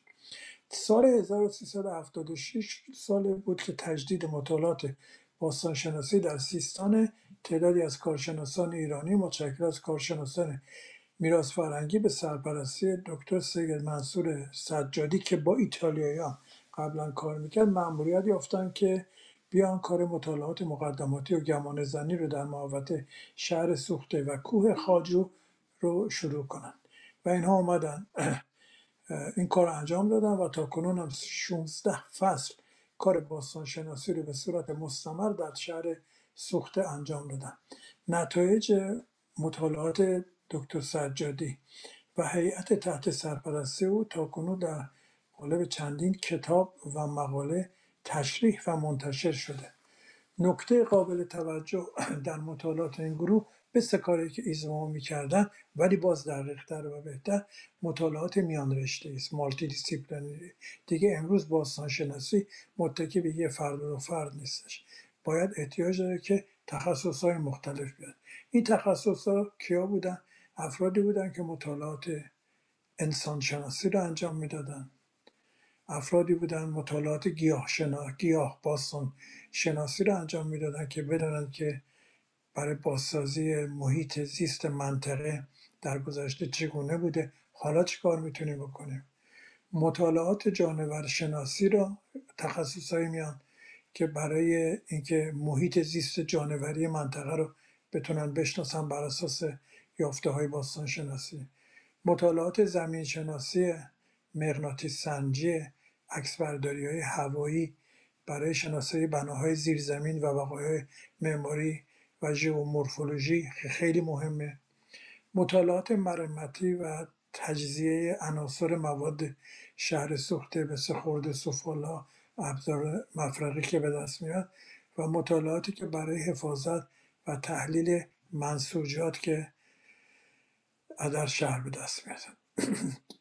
این گروه در واقع یک سری کتاب به زبان فارسی هم منتشر کردن که من این منابع رو معرفی میکنم برای کسانی که علاقه دارن و بیشتر برن. یک کتابی است به نام شهر سوخته و هنر باستانشناسی حوزه دلتای هیرمن از آغاز تا دوران تیموری، جلد اولشه که دکتر سید منصور سجادی نوشته. کتاب بعدی کاوش و پژوهش در شهر سوخته 2، اونم آقای دکتر سجادی نوشته و انریکو اسکالونه ایتالیایی. خود کتاب شهر سوخته به کوشش سید منصور سجادیه. نویاهفته های شهر سوخته باز به کوشش ایشونه. کاوش و پژوهش شهر سوخته شماره 3 باز کار آقای دکتر سجادیه. مجموعه مقالات شهر سوخته 2 و 3 که کار آقای سجادی و انریکو اسکالونه است. کتاب اسرار شگفت‌انگیز شهر سوخته آقای کاوه کرباسیه و تعدادی فراوانی مقاله، بیش از 100 مقاله به زبان فارسی هستش که امکان معرفی همه اینها اینجا میسر نیست. در زبان‌های مختلف هم از زمانی که ایزمو و گروه باستانشناسی ایتالیایی کار مطالعات باستانشناسی رو در شهر سوخته به سرپرستی توزیع شروع کرده بودند، کتاب و مقالات فراوانی از طریق دانشگاه‌های معتبر، مجلات باستانشناسی، بولتن‌های پژوهشی چاپ رسیده که تعداد آنها از 150 مورد تجاوز میکنه. حالا کسایی علاقه داشتن من لیست اینا رو دارم میتونم بهشون بدم. شروع این آثار از 1966 شروع شده و تا امروز ادامه داره و هنوزم می نویسه. ثبت شهر سوخته در فهرست میراث جهانی یونسکو نتیجه تلاش‌های بی‌وقفه دکتر سید منصور سجادی در این زمین است و باید ازش واقعا تشکر و قدردانی کرد، چون وقتی یه اثر ثبت میراث جهانی میشه ناچاره که ایران اون اثر رو نگه داره. اما یه نکاتی رو در مورد معماری شهر سوخته میخوام توضیح بدم، بعدش یه استراحتی بکنیم، بعد بریم روی مبحث شهرسازی. مهمترین آثار معماری به دست آمده از شهر سوخته خانه‌های پلکانی و بنای کاخ شهر سوخته است. خانه‌های پلکانی نه تنها از نظر آثار معماری بلکه از نظر اشیاء به دست آمده نیز یکی از دوره‌های درخشان شهر سوخته را در بر می‌گیرد. کاخ سوخته مربوط به دوره چهارم شهر سوخته است و میتوان آن را یک اثر معماری چشمگیر دانست. کاخ سوخته دارای خشت‌هایی هستش به بلندی بیش از 3 متر، یعنی دیوارهای قطور خشتی داره که بیش از 3 مترش باقی مونده. بدبختانه بنای مکشوفه از یک سمت در اثر فرسایش ویران شده بوده. اندود دیوارها هنوز موجوده و نمایانگر دوران نوینی در تسلسل و پیوندهای فرهنگی منطقه باستانی می باشد که در دوره‌ای که اینا تونستن چرخ سفالگری رو ابداع کنند. ساختمان‌های شهر سوخته در هر دوره 4 دوره استقرارش از خشتند و تاکنون آثار ساختمانی از خشت پخته آجر دیده نشده. بناهای کاوش شده دارای اجزای لازم یک خانه از جمله دیوار، کف، سقف، پلکان، درگاه، اجاق، انبار و بالاخره اتاق و گهگاه اتاقهای بزرگ شبیه به تالار بودند در درون خانه. مساحت هر واحد مسکونی از 90 تا 150 متر مربع بوده که از تعداد اتاقهای چارگوش و گاه نامنظم تشکیل شده. از خانه‌هایی که دیوار برخی از آنها تا زیر سقف باقی مونده میتوان استنباط که هر اتاق یک در داشته. خانه‌ها در مجتمع‌های 4 یا 6 واحدی با دیوارهای نازکی از هم جدا می‌شدند و همگی دارای درگاه، پنجره، پله، اتاق بودند. بنابراین میتوان گفت که ساکنان آنها نوعی زندگی خانوادگی داشتند، ولی از ابزار و آلات و وسایل کار باقی مونده چنین برمی‌آید که هر خانواده لوازم مورد نیاز خودش رو رأساً تهیه می‌کرده. هر واحد مسکونی از یک قسمت راستگوش بنا می‌شده که مصالح اصلی آن خشت خام بوده. سقف‌ها معمولا صاف، مسطح و از چوب و حصیری درست شدند. دیوارها از خشت خام و عرض دیوارهای اصلی معمولا به پهنای 2 خشت بود. در دوره چهارم پهنای دیوار اصلی 3-4 و به ندرت به 5 خشت می‌رسید. دیوار اتاقها با یک ردیف خشت ساخته میشد. پیها معمولا گودارهایی بودند عمیق، متغیر 30 تا 100 سانتی متر، سپس با خشت‌های شکسته و خاک و گاهی نیز به قصد استحکام بیشتر از سفالهای شکسته ادوار پیشین استفاده می‌کردند. خشت‌ها به طور طولی و افقی چیده می‌شدند، با اینکه گاهی اوقات اندازه خشت‌ها به کار رفته با هم تفاوت دارند، ولی به نظر می‌رسد ساختن آنها طبق استاندارد بوده. اندازه خشت‌های به کار رفته در دوره دوم و سوم 10 در 20 در 40 سانتی متر بوده، یعنی نسبت 4:2:1. دیوارها، درگاه‌ها، پنجره‌ها و کف اتاقها با نوعی اندود پوشیده میشد که از گل، کاه و مواد آهکی به عمل می آمد. در بعضی قسمت‌ها در زیر اندود پوشش حصیری قرار میدادند. دیوارهای حصیری احتمالاً به منظور جلوگیری از ریزش اندود و نفوذ رطوبت بوده. رنگ اندودها معمولا خاکستری سیاه می باشد. این اندودها پس از گذشت هزاران سال تا کنون به خاطر قشر نمکی که روی آنها فرا گرفته سالم ماندند. در کفسازی اتاقها معمولا از روش‌های زیر استفاده می‌کنند. یکی اینکه از اندود با میانگین ضخامت 5 سانت استفاده می‌کردند که ظریف و کمدوام بود. دومی که از خشت برای فرش کردن استفاده می‌کردند. درون آن را خاک می‌ریختند و می‌کوبیدند. سوم از سفالهای شکسته و غیر قابل استفاده با مخلوط خاک در کف اتاقها می‌ریختند و صفر می‌کردند. معماران شهر سوخته در ساختن سقف از روش یک نواخت و هماهنگ بهره می‌بردند. در چند اتاق شاه تیرهایی دیده می شود که موازات هم کار گذاشتند. تیرهای چوبی در سوراخ‌های ایجاد شده در بالای دیوار محکم شده، رو آنها را با حسی و شاخه نازک درختان می‌پوشاندند. سطح آن را با یک لایه 20 سانتیمتری کاکل اندود می‌کردند. درگاه‌ها، ورودی‌های اتاق‌ها نیز به این وسیله سالم می‌ماندند. آستانه هر اتاق با 2 خشت چیده بر کف مشخص شده. سقف درگاه‌ها از 2 تیرک چوبی فرو رفته در دیوار درست می‌شد. روی آن را با گل می‌پوشاندند. گرمای اتاق‌ها را یک اجاق مرکزی تامین می‌کردند. این اتاق‌ها سکودار با چاله گرد به عمق 30 سانتیمتر در وسط ساخته می‌شدند. در بعضی آنها هنوز هم خاکستر دیده می‌شود.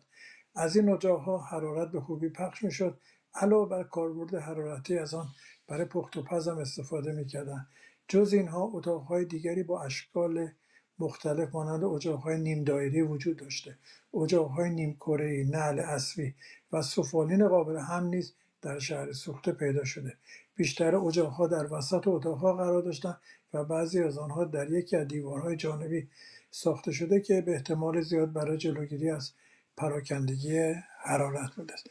حالا قبل از اینکه بریم وارد مبحث شهرسازی بشیم، خواستم یه آنتراکتی بدم و بگم اگر دوستانی هستند در اینجا که شهر سوخته رو دیدند و یا اطلاعاتی در مورد شهر سوخته به گوششون خورده، یه 10 دقیقه ما آنتراک بدیم، یه استراحتی بکنیم، بریم روی ادامه مباحثمون اگر موافق هستید. اگر نه که میتونیم ادامه بدیم بریم جلو. بسیار عالی برام خان. برنامه طولانیه، میدونم شما هم خسته شدید، یه استراحتی هم لازم دارید. وحید جان عذرخواهی کرد از همه دوستان، چون به وقت سوئد اونجا الان باید ساعت 4 صبح باشه دیگه. هم از آقای قدیری خداحافظی کرد، هم از سایر دوستان. از دوستان عزیز حاضر، کسانی که علاقه‌مندن، ممنون جان اگه میشه به من کمک کنید، چون من اپراتور این برنامه هم هستم، کمتر میتونه حواسم توی کلاب هاوس باشه، بیشتر تصویرها رو دارم هماهنگ میکنم. شما هم دوستان رو دعوت کنید به بالا. از دوستان عزیز هر کسی که علاقه‌منده تشریف بیاره بالا، دستشو بالا کنه، من و محمود جان میاریمشون بالا و اگه میخوایم 10 دقیقه رو استفاده ازش بکنیم. آقای مهندس بهروز اگه بیان بالا خوبه، صداشو بشنویم، خیلی وقته نشنیدیم صداشو. و آقای سفرزاده که برنامه ابتدایی رو در واقع پیشنهاد دادن. من مایکو محمود جان به شما میدم، اگه سوالی حرفی از شما 10 دقیقه رو مدیریت کنید. عزیز من فکر میکنم که این آنترکت رو کمی برای تغییر جو اگر میشه ازت خواهش کنم که اگر ممکنه برامون یک قطعه ای رو با گیتار بنوازی سوهل جان، اگر امکان داره. نه محمود جان امکانش نیست، چون کار سنگینی دستمه. من این جایی نشستم که نمیتونم اون فضا رو داشته باشم. انشاءالله در برنامه‌های بعدی. ولی اگه میشه یکی از شعرهای خوبتو بخون، شعرهای خودتو، که خب فضا عوض بشه. این دوستایی که میخوان صحبت کنن اینا رو برید بالا. بله آقا مرتضی اومدن، خیلی هم لطف کردن. لطف فرمایید میکروفونت رو باز کنید عزیز و بشنویم صدای نازنین شما رو. آقای مرتضی، این گوشه پایین دست راست تلفنتون علامت میکروفون هست، اگر اونو یک بار بزنید صداتون رو خواهیم شنید. بله بفرمایید. خیلی ممنون. من پیدا کردم روش این کارو. خیلی ممنون. سلام، خیلی لطف کردید، ممنون. من تو این فرصتی که آنتراک هست استفاده کنم، سلامی بکنم. خوشحالم که دوستان اینجا هستن، میبینمشون. سوهل جان، وحید جان و محمود خان، خیلی ممنون. استاد بهرام قدیری هم که واقعا هر دفعه که صحبتاشون رو میشنویم هم خاطر انگیز صداشون و لحنشون و مهربونیشون از دورانی که تحصیل میکردیم در اون دانشکده و همچنان استفاده میکنیم از صحبتاشون. برای تنوع شاید من یه مطلبی اینجا پیدا کردم. صحبت شعر و حالا آواز شد، این البته شعر و آواز نیست، یه خبر جالب کشف یکی از زیباترین کتیبه های دوران ساسانی بر فراز کوهستان نقش رستم مربدشت. این جدیده، من چند روز پیش این به چشمم خورد و فکر میکنم که بی ربط نباشه. البته مربوط دوره ساسانیه، طبیعتا خیلی دوره متفاوتی هست، اما این تأکیدی که بر در واقع هوشیاری توی این کتیبه میشه خیلی جالبه و متنش ترجمه شده و شامل پند و اندرزهایی هست که مفاهیم اخلاقی داره و توصیه میکنه به آگاهی و هوشیاری. من حالا همچنان که داشتم این سعی میکردم هم وصل بشم به این گروه و صحبت کنم، هم این مطلب رو پیدا کنم، متاسفانه ترجمه متن ساسانی رو مثل اینکه لابلای صفحات اینترنت هم گم کردم. ولی جالبه، یعنی این هر از گاهی این تیپ خبرها هم یک پیامی از یه دوره‌ای برای ما میاره که آدم واقعا به فکر فرو میره که آیا خردورزی و هوشیاری رو به اضمحلال بوده که ضرورتی بوده که این رو جای جای بنویسن، یا واقعا فرهنگ رایج اون دوران بوده. این به هر حال سوالایی است که جالبه تو ذهن من ایجاد میشه، شاید برای بقیه دوستان هم این سوال پیش اومده. اما هر بار که یک مطلب جدیدی، یک کشف جدیدی در اون منطقه فارس یا فرض بفرمایید که اطراف کعبه زرتشت که این از اون منطقه هست پیدا میشه، باعث میشه دوباره این در واقع این شاید یه مقدار بیشتر ما وادار بشیم به فکر کردن در مورد این دوره و چه اتفاقی افتاد. خواستم اینو در میون بذارم. خیلی ممنون، دیگه زیاد وقت نمیگیرم. اگر دکتر برگشتن که یا نه، یا آنتراکت هنوز هست، دیگه همینجا من بسنده میکنم برای فعلا. خیلی ممنون بازم. خیلی ممنونم مرتضی جان، لطف کردی. کاش که عکسی هم میدادی به من که من همزمان پخش میکردم.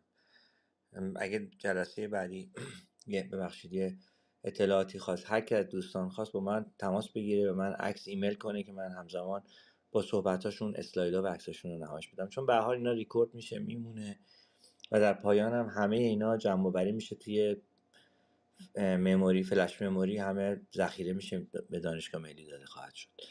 برام خوبه، برای یه آرشیو خواهد شد دیگه. یعنی هر چیزی اطلاعاتی هست از، چون برام خان خواستن که اگر کسی راجع به شهر سوخته که در ایران هست اطلاعاتی، عکسی، صحبتی داره بیاد بالا صحبت بکنه. موضوع آنتراکت رو خواستن که در رابطه با همین موضوع جلسه باشه، ولی به هر حال سایر موضوعاتی شبیه همین که به باستانشناسی مرتبطه میتونه تو این آنتراکت ها، تو این فضاهای استراحت باشه.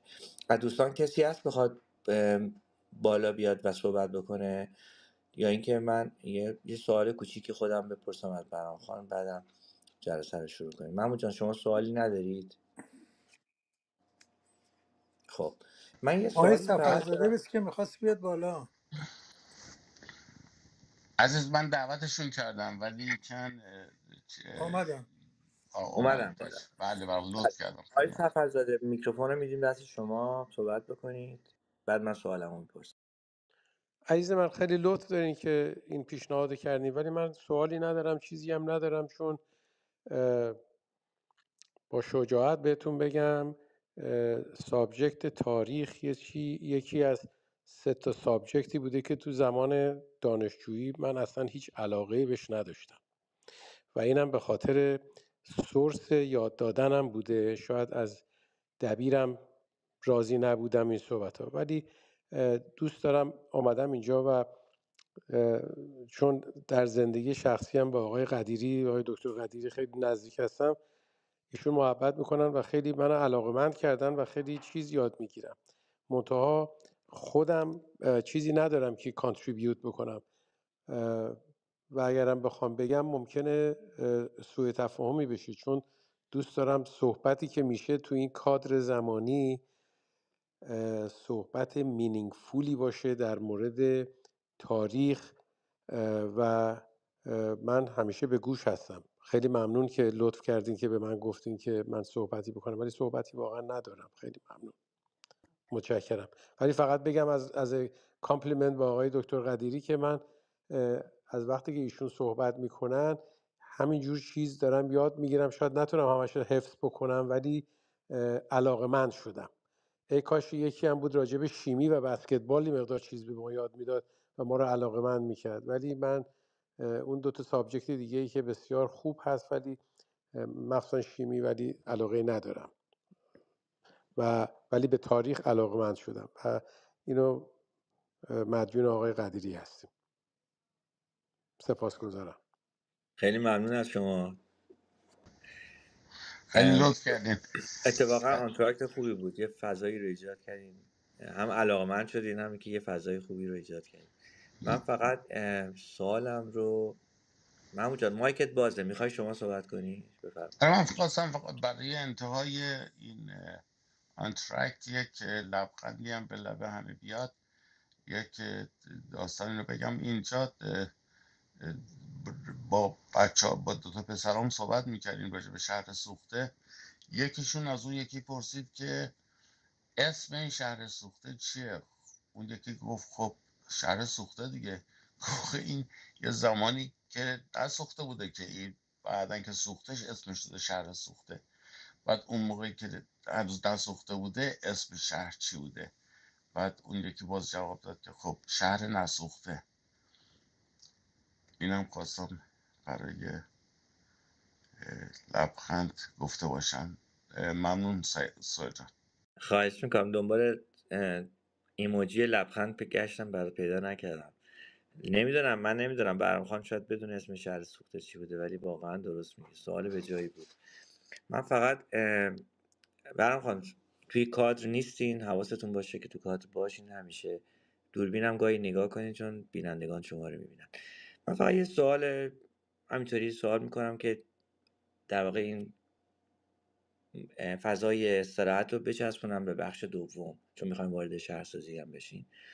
اون چی که ما از شهر سوخته میبینیم بیشتر زیرزمینی به نظر میاد، ولی پیداست که در این 5000 و خورده ای سال خاک زیادی جمع شده اومده بالا و این شهر اومده دفن شده در واقع توی زمین. بیشتر این حفاریا به این نظر میاد که این شهر مثل یک شهر زیرزمینی هستش، ولی من فکر میکنم که اینطوری نیست. کاملا دیوار بوده و کوچه داشته و امکاناتی داشته. اگر میشه راجع به اینم یه توضیح بدین قبل از اینکه وارد مبحث شهرسازی بشین، که چه اتفاقی افتاده که الان ما فقط تو حفاریامون حفره حفر میکنن برای اینکه در بیارن، چرا نمیرن اجزای بیشتری رو در بیارن تا این شهر کاملا از زیر خاک بیرون بیاد؟ آیا این امکانش هست یا اساسا اونقدر سوخته و از بین رفته که چیزی نیست که بخواید در واقع استخراج کنیم؟ من مایک رو در اختیار شما میذارم. به نکته خوبی اشاره کردید. من اول جواب دوست عزیزمون آقای مهندس مهریزی محمود خانه بدم بهتون که ببینید آقای دکتر سجادی که در مورد اینجا کار کرده مصاحبه باهاش کرده بودن که همین سوال شما میگه که ما هنوز به بایگانی و آرشیو شهر سوخته دسترسی پیدا نکردیم. اگر پیدا بکنیم اون موقع میفهمیم که اسم اصلی این شهر چی بوده. ما در کتیبه های بین النهرین اسامی خیلی از شهرهای ایران رو داریم، ولی در موردش این هستش که نمیدونیم که کدوم اینها به این اسامی میخوره. بعضی جاها جانمایی شده میدونیم که کجا هستش، بعضی جاها نه، رو شکه. مثلا در مورد جیروف که اینجا آیا همون آرته هستش، آیا همون مرهشی یا پارسوها هستش، اینا هنوز باید مطالعات بیشتر انجام بشه. آقای دکتر سجادی میگه که آنچه که ما تا به حال انجام دادیم 5% اطلاعات در مورد شهر سوخته را در آوردیم، بقیه رو هنوز در نیاوردیم. نمیدونیم که یعنی باید کار بشه، فصلهای مختلف باستانشناسی در اینجا انجام بشه. ببینید در این منطقه طوفان شن زیاده، بادهای 120 روزه سیستان که هنوزم میدونیم هستش. در ساخت معماری خونه ها اینها میدونستن این در مقابل این باد یه دیوار همیشه ضخیمتر از که در مقابل اون بادها قرار داشته تو حفاری ها به دست آمده و اون در واقع آگاهی مردم رو نشون میده که چجوری مبارزه میکرده. آقای سجادی اشاره میکنه که من 80% بیناییمو در اثر همین طوفان‌های شن از دست دادم. یعنی شهر رفته زیر طوفان‌های شن و به خاطر همین هستش که باید در بیاد. خب ولی کار باستانشناسی با لودر و بردیزر و اینا که انجام نمیشه، که با قاشقه، با براشه، خیلی باید با تومنینه انجام بشه. الان مثلا در جیرفت که اون زیگورات رو میخوان درارن، آقای مجیدزاده میگه ما از بالا باید یواش یواش یواش یواش این لایه های خاک رو برداریم که اینها خراب نشن، در معرض هوازدگی قرار نگیرن. کار بسیار سختی و کار طولانیه. نسل‌های آینده شاید خیلی از این سوالات رو جوابش رو پیدا بکنن، ولی خب خوشبختانه این هستش که الان اونجا برای خودش یک پایگاه خوبی داره. آقای سجادی میگه روزی که من رفتم اونجا شروع کردم 1 نفر آدم بود، الان 120 نفر آدم تو اون منطقه الان هستن و داره در مورد اونجا کار میکنن. حالا عکساشو بهتون نشون خواهیم داد از تیمایی که داره تو اونجا کار میکنن. انشالله یه روزی بشه که ما بتونیم که به پسرای عزیزتون بفرمایید که اسم شهر سوخته تو بایگانیش هنوز هست، ولی ما اکسس نداریم به اون بایگانی. باید به اون بایگانی بتونیم دسترسی پیدا کنیم تا بدونیم که چیه. ولی خب بعضی شهرهای تو منطقه مثل مرگرد، مثل مندیگک، اینا هنوز اسامیشون معلومه. بعضی جاها رو ما به اسم تپه ها میشناسیم. ما اگه خاطرتون باشه سالیان سال واسه چوغا زنبیلی که گفتیم، مردم اونجا رو به معنی چوغا زنبیل میشناختن. بعدها فهمیدیم که وقتی گریشمن کار کرد اسم اینجا دور اونتاشه، شهر اونتاشگال هستش و اینها زمان میبره و انشالله به زودی مشخص خواهد میشه. خب اگر اجازه بدید بریم روی ادامه بحثمون و تشکر از آقای سفرزاده، از آقای مرتضای عزیز که دانشجویان زمان جنگ ما بودن. بریم رو بحث شهرسازی. معماریشو گفتیم به صورت مختصر. ببینید خود محوطه باستانیه، در واقع اینا محوطه های باستانی هستن که داره روش کار میشه. این محوطه باستانی خودش نشون دهنده که در اینجا یک شهرسازی اولیه وجود داره. من جلسه قبلا گفتم تو کتابای درسی ایران میخوندم که آریایی ها اولین جماعتی بودن که مرده هاشون رو دفن میکردن در بیرون از خونه هاشون. این کتاب درسی نوشته هستش. ما به 5000 سال پیش اینجا گورستان‌های خیلی مرتب و منظم داریم توی این حفاریایی که به دست اومده. یعنی یک شهرسازی داره اینجا، یک زونبندی داره، همونطوری که میراث جهانی هم هست. همونطوری که الان امروز شهرسازی شبکه‌های دسترسی، زونبندی، تاسیسات زیربنایی، اینفراستراکچر فلان فلان، اینا بهش میگن خب یه شهرسازی. خود شهر سوخته یه شهرسازی اولیه هستش و برنامه ریزی شهری منطقه‌ای رو تو خودش نشون میده. یعنی این یک روستایی بوده که در اثر توسعه تبدیل به یه شهر شده و تمام تحولات فرهنگی و اجتماعی و اقتصادی دوره نوسنگی تا اواخر دوره برنز رو در خودش نشون میده و یک وسعتی داشته. گفتم وسعت اینجا 280 ایکر بوده، یکی از بزرگترین شهرهای جهان بوده، یکی از بزرگترین شهرهای منطقه بوده و کنار لعبه در واقع بیابان لوط که گفتم گرمترین نقطه جهان بوده، ولی در گذشته آب و هوای خوبی داشته. هامون یک منطقه بسیار مهمی بوده. هیرمن این جزر و مدایی که هامون میکرده مثل نیل زمین های خیلی خوبی رو در اختیار مردم میذاشته. مطالعات میدانی که در شهر سوخته انجام شده نشون میده که در اینجا ما یک منطقه مسکونی داشتیم که در بالاترین نقطه سایت بوده، محله صنعتگران یا پیشوران رو داشتیم و محله صنایع دستی رو داشتیم که در شمال غربی منطقه پیشوران بوده. منطقه مونومان ها رو داشتیم که ساختمان های در واقع اداری و اینها بوده که در شرق منطقه صنعتگران بوده و گورستان رو داشتیم که در جنوب غربی منطقه بوده. در شهر سوخته وقتی که مطالعه چیز انجام شد و بررسی باستان شناسی انجام شد، دیدن کوچه ها و خانه های بسیار منظمی اینجا دیده میشه. لوله کشی آب داره، فاضلاب داره. شما اگه طرحهایی که معروف به هیپوتاموس هستش در یونان باستان که خیلی از شهرها بعداً تو اروپا و اینا از این طرحهای هیپوتاموس تبعیت کردن، اونا هم شبکه‌های خیلی منظم هندسی داشت دیگه. خیلی از شهرهای آمریکا هم از همینو طرح هیپوتاموس تبعیت کردن. در شهر سوخته لوله کشی آب بوده، لوله کشی فاضلاب بوده و از تنبوشه به عنوان که یک لوله های سفالی هستش نشون میده که یک امکانات تجهیزات پیشرفته‌ای در شهر سوخته بوده. دیوارهای دفاعی شهر نداشته، شهر دیوار دفاعی نشون میده یک وضع متعادل اقتصادی اجتماعی تو منطقه بوده. نشون میده مردمانی که بدون تسلط بر همدیگه در کنار هم زندگی میکردن. 2500 شی در شهر سوخته به دست اومده. هنوز یه دونه شمشیری، خنجری، چیزی اونجا به دست نیومده. نشون میده که اینها نظامیگری نداشتن، دنبال سلطه بر شهرهای، با اینکه مهمترین شهر منطقه بودن، دنبال سلطه بر شهرهای دیگر نبودن. یه عده آدمایی بودن خیلی با صلح و صفا و با عقاید مختلفی در کنار همدیگه زندگی میکردن. شهر سوخته رو اومدن به 11 دوره از نظر چیز تقسیم کردن. دوره های این تو کار باستان شناسی حتما این کار باید انجام بشه در یک محوطه. باید لایه صفرش که قدیمی ترین لایه محسوب میشه و قدیمی ترین دوره هستش در بالاترین نقطه تپه بوده، یعنی از اونجا شهر شروع شده.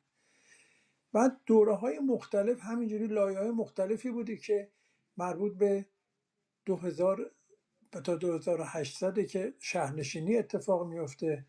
بعد همینجوری لایه های بعدی که میاد میرسه به آخرین لایه 8 و 9 و 10 که حدود 3500 تا 2900 قبل از میلاده و این لایه قدیمی ترین لایه است که از نوع اطلاعاتی که از در آوردن از اونجا نشون میده که همزمان با شوشه که شوش قدیمی پایتخت ایلام بوده و قدیمی ترین چیز بوده، شهر. مطالعات جمعیتی مفصلی هم اومدن روی شهر سوخته انجام دادن و با نقاط دیگه محاسبه کردن که معمولا جمعیت رو بر اساس 50 تا 300 نفر در ایکر استفاده حساب میکنن.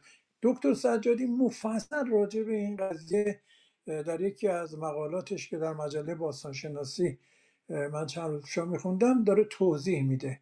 دوره اول قبلا که ایتالیایی‌ها اینجوری تصور میکردن که دوره اول شهر که 15.5 ایکر بوده 3000 نفر جمعیت داشته، هکتار بوده. در دوره دوم که 40 ایکر بوده 8000 نفر.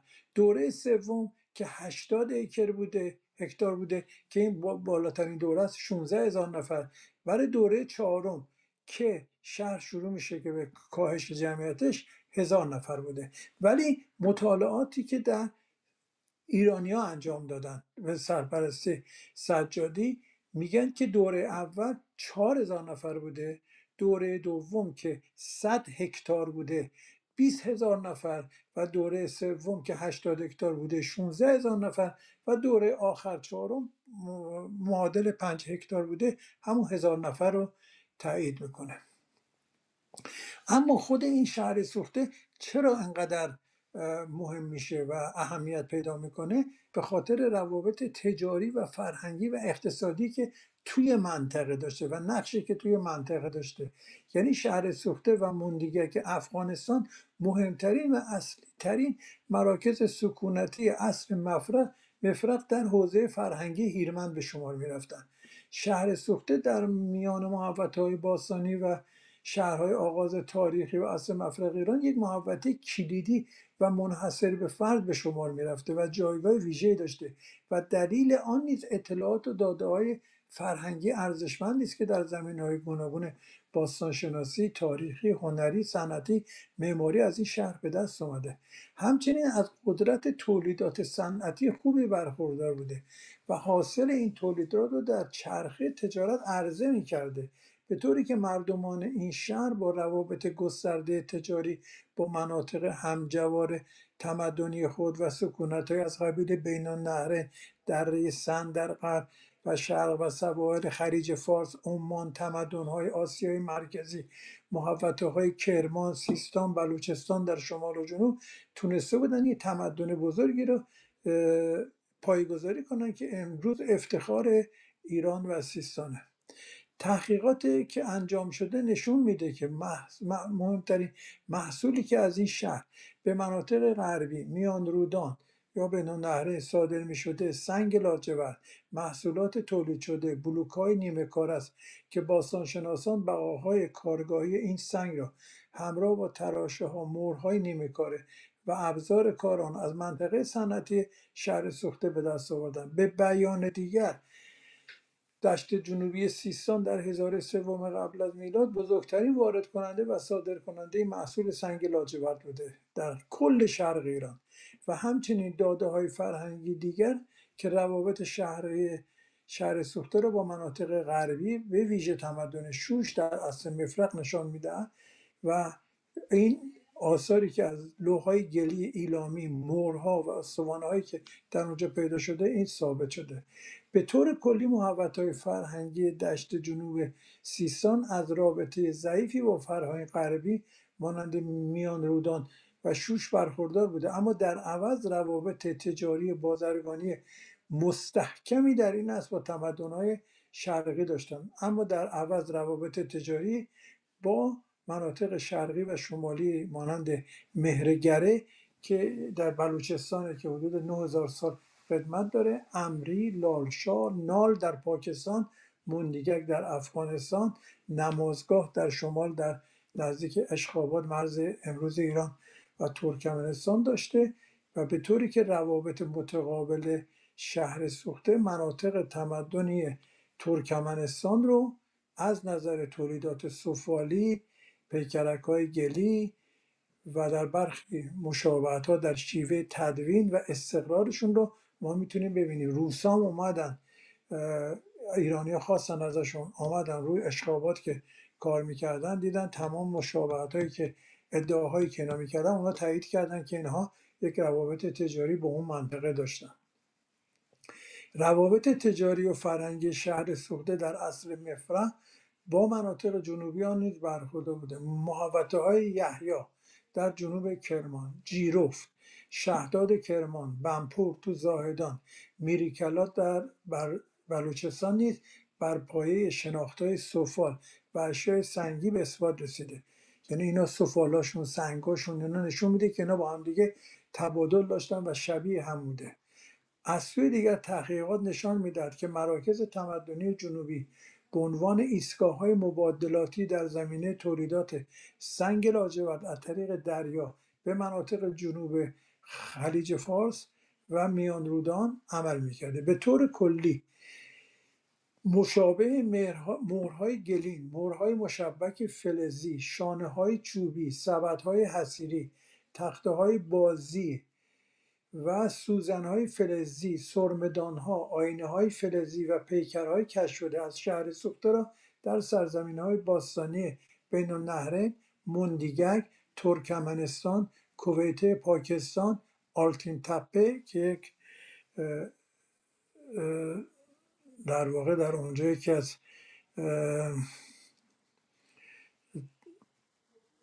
سیگورات های ایرانی در اونجا هستش هنوز، دره سند، باکتریا در برق، شهداد و شوشتی زیاد شده که نشون میده روابط تجاری بازرگانی بین شهر سوخته و این مناطق، یعنی محصولات رو به این نقاطی که اسپردم میرفتن و از اونجا هم تبادل داشتند.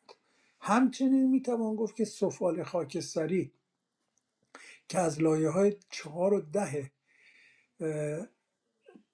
شهر سوخته به دست اومده و از لایه‌های 4 و 7 سفال قرمز خاکستری، اینها همه که پیدا شده ما در اینها رو در تپه‌های آنو نزدیک اشخاباد ترکمنستان، حصار بمپور، محوطه‌های دشت کویته پاکستان هم مشاهده کرده. همچنین سفال‌های چند رنگ سوخته از لایه‌های 9 تا 5 هم نشون میده که ارتباطات این شهر سوخته رو با اینا نشون میده. حالا چیزی که جالبه توی همین کتابای درسی و حتی تو بعضی از منابع می‌نویسن که سفال خاکستری رو آریایی ها آوردن ایران، در صورتی که ما سفال خاکستری رو در همه این مناطقی که اسم بردم میبینیم، در جیرفت هم میبینیم. همه اینها قبل از حالا داستان مهاجرت آریایی یا تاریخش مورد بحث ما الان نیست، در اونجا هم میبینیم. یعنی شما این در ترکمنستان، در عربستان، تمام این آثار رو شما به خوبی میتونید اونجا پیدا بکنید و اینها همه نشون دهنده یک روابط گسترده تجاری بین شهر سوخته و این مناطق. یعنی از شمال برید شما ترکمنستان، از جنوب بیاد خلیج دریای اوکراین و خلیج فارس، از شرق برید تمدن سند، موهنجدارا، از این طرف بیاد تو بلوچستان، از این طرف بیاد برید تو جیرفت، بعد برید از تو غرب به سمت شوش، از شوش برید میان رودان، از میان رودان برید به نهره. آثار اینها رو در همه اون محصولاتی که تولید میکردن در اونجا میدیدید. اما ببینیم این مردم شهر سوخته پیشهشون چی بوده، چه شغلی داشتن و چی کار میکردن. یکی از پیشه های مردمان شهر سوخته کشاورزی بوده. محصولات کشاورزی شهر سوخته سیر، جو، زیره سیاه، گندم و انگور بوده. علاوه بر این یک منطقه بزرگ، در واقع علاوه بر فعالیت کشاورزی، منطقه صنعتی هم و هنری هم بوده. در کاوش‌هایی که در نوبت ششم شهر سوخته انجام شده، زیورالات زیادی به دست اومده و این نشون میده که جواهرات در اینجا بوده و از درختان برای این تولیدات سوخت برای در صنعتی استفاده میکردن. باستانشناسان با یافتن مهره‌ها، گردنبندهای لاجورد و طلا در یک گور، پس از پژوهش در مورد روش ساخت ورقه‌ها و مفتولهای طلایی دریافتند که صنعتگران شهر سوخته با ابزارهای بسیار ابتدایی در آغاز صفحات طلایی بسیار نازکی به قطر 1 میلیمتر تهیه می‌کردند، آن را به شکل استوانه لوله می‌کردند، بین استوانه‌ها یه طلا مهره‌های لاجورد قرار میدادن و این تزیینات رو درست میکردن. در شهر سوخته انواع سفالینه‌ها، ظروف سنگی، معرق‌کاری، انواع پارچه، حصیر که معرف چندین نوع صنعت به ویژه صنعت پیشرفته نساجی بوده به دست آمده. تاکنون 12 نوع بافت پارچه یک رنگ و چند رنگ قلاب ماهیگیری در شهر سوخته به دست آمده و تحقیق در مورد اشیای حصیری مشخص کرده که مردم اونجا با استفاده از باتلاق‌های اطراف دریاچه هامون کار حصیر بافی رو انجام میدادن. از نیها هم برای درست کردن سقف خونه‌ها استفاده میکردن. صید ماهی، بافت تورهای ماهیگیری نیز از پیشه های مردمان شهر سوخته بوده. نزدیک به 100 کوره در شهر سوخته امروز به دست آمده. کشاورزان و صنعتگران و هنرمندان شهر سوخته مردمان صلحجویی بودند و تا کنون هم همونطوری که اشاره کردیم سلاحی از اینجا به دست نیامده. اما وضع زنان در شهر سوخته چگونه بوده؟ تازه ترین یافته های باستانشناسی در گروه های شهر سوخته حاکی این است که زنان شهر سوخته لباس های زیبایی شبیه به ساری می پوشیدند و آرایش زیورالات قیمتی اهمیت می دادند. همین لباس ساری که از تمدن سند احتمالاً به اینجا آمده بوده، ما در نقش رستم اشاره کردیم که اولین کتیبه سمت راست نقش رستم ایلامیه. در اونجا میبینید در لباس پادشاهایی که اونجا هستن این نمونه این نوع لباسایی که در شهر سوخته پیدا شده در اون نقش شما در اونجا میبینید. در تمام گروه های متعلق به زنان شهر سوخته سرمدان، سرمه و شونه دیده شده. یعنی نشون میدادی که اینا به آرایش و حالا به قول آمریکایی گرومینگ اهمیت میدادن. زنان شهر سوخته به دلیل صنعت پارچه بافی بی‌نظیری که در آنجا وجود داشته در انتخاب رنگ و نقش لباس خود از تنوع بسیار زیادی برخوردار بودند. در یک پیکره یافت شده در شهر سوخته لباسی شبیه ساری پیدا کردن که روی لباس از روی سینه به پایین پولک دوزی با سنگ‌های قیمتی تزیین شده. شهر سوخته یکی از معدود شهرهای باستانی است که زنان در آن مسئولیت خانواده را به عهده داشته باشه. برای که در تمام قبرهای زنها سنگریزه‌های پیدا کردن. این سنگریزه‌ها در واقع کارهای حسابداری مطالعات، یعنی برای مبادلات تجاری و اینا حساب کتاباش ازش استفاده میکردن. الان هم خوشبختانه در شهر سوخته تعداد خانم هایی که کار میکنن در این قسمت های باستانشناسی و میان رشته‌ای در بعضی سالها از آقایون تعدادشون بیشتره. اما غذاها و نوشابه های اینها چی بوده در شهر سوخته؟ باستانشناسا چی میگن؟ باستانشناسان ایرانی و ایتالیایی در بررسی‌هایی که انجام دادن و گیاه باستانشناسی هایی که در شهر سوخته به دست آمد، یه تعدادی از مواد غذایی خوراکی، دستور پخت و ترکیب چندین نوع غذا و نوشابه های 5000 سال پیش رو مشخص کردند. مردم شهر سوخته از گوشت گوسفند، ماهی، گاو، تخم اردک و قاز، کشمش، گشنیز، عدس، جو، انواع میوه ها، لبنیات، آرد کنجد، خیار، انگور، خربزه، هندوانه، پسته وحشی، زیره برای غذا و از آب انگور و ماء الشعیر به عنوان نوشیدنی استفاده می‌کردند. باستانشناسان توانستند بیش از 25 نوع دانه خوراکی و گیاهی مصرفی، انواع میوه‌ها و سبزیجات را در شهر سوخته شناسایی کنند. سازمان خاروار جهانی یا فائو این دانه‌های گیاهی را در اواخر اکتبر و اوایل نوامبر سال گذشته در مقر اصلی خود از شهر سوخته در روم به نمایش گذاشت.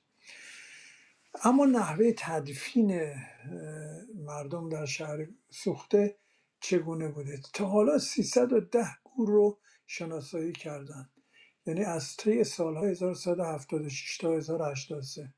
نشون میده که این اهالی شهر سوخته رو با لباس و پارچه کفنی دفن میکردن. در برخی از قبرهای کشف شده در این گورستان‌ها آثاری از پارچه بر سطح بدن اجساد و اموات به 3 صورت مشاهده شده. یکی به صورت کفنه، یکی به شکل لباس که پارچه ها رو زیرانداز و روانداز قرار میدادن، یکی به شکل زیرانداز کف گور را فرش میکردن، مرده را با لباس در آن میگذاشتن. جالب این است که این افراد در موقعیت‌های مختلفی دفن شدند. برخی به حالت خوابیده به یک پهلو، برخی به حالت سجده، برخی به حالت خوابیده و دراز کشیده، و این هم نشون میده که ساکنان شهر سوخته فرهنگ‌های مختلفی داشتند و یک جامعه چند فرهنگی بودند. از ویژگی گورستان‌های شهر سوخته وجود اشیاء سفالی داخل گورها است. تقریبا در تمام گورهای این گورستان اشیاء سفالی به چشم می‌خورد، یعنی اینها به یک زندگی بعد از مرگ اعتقاد داشتند. همچنین در کنار اشیاء سفالی هدایای دیگری مثل سنگ، چوب، پارچه نیز دیده می‌شود. گورستان‌ها در جنوب و مغرب شهر سوخته قرار داشته و تخمین می‌زند که 40,000 قبر در این ناحیه وجود داشته. حدود 1120 گور رو اینا مورد بررسی قرار دادن. حداقل 60,000 جمعیت در این 40,000 گور معتقدند که قرار دارن. در یکی از این قبرها میمونی پیدا کردن. کسانی که اونو پیدا کردن در ابتدا فکر میکردن یک انسان عجیب و غریبه. در ایران جانور باستانشناس در اون موقع وجود نداشت. از دانشگاه ایتالیا دعوت اومدن، آنها دریافتن که این یک میمونه. پس از مطالعات بیشتر معلوم شد که این یک میمون از گونه ماکاک است که در آسیای مرکزی و شرق هندوستان تا مرزهای برمه زندگی میکنند. این میمون رو به شیوه آدم دفن کرده بودن با رعایت تمام مصالح مذهبی آن زمان. براش غذا گذاشته بودن، لیوان نوشیدنی هم در دستش بود. در شرق ایران نخستین بار است که ما با تدفین یک میمون به شیوه تدفین انسانی با رعایت تمامی آداب تدفین مواجه میشه.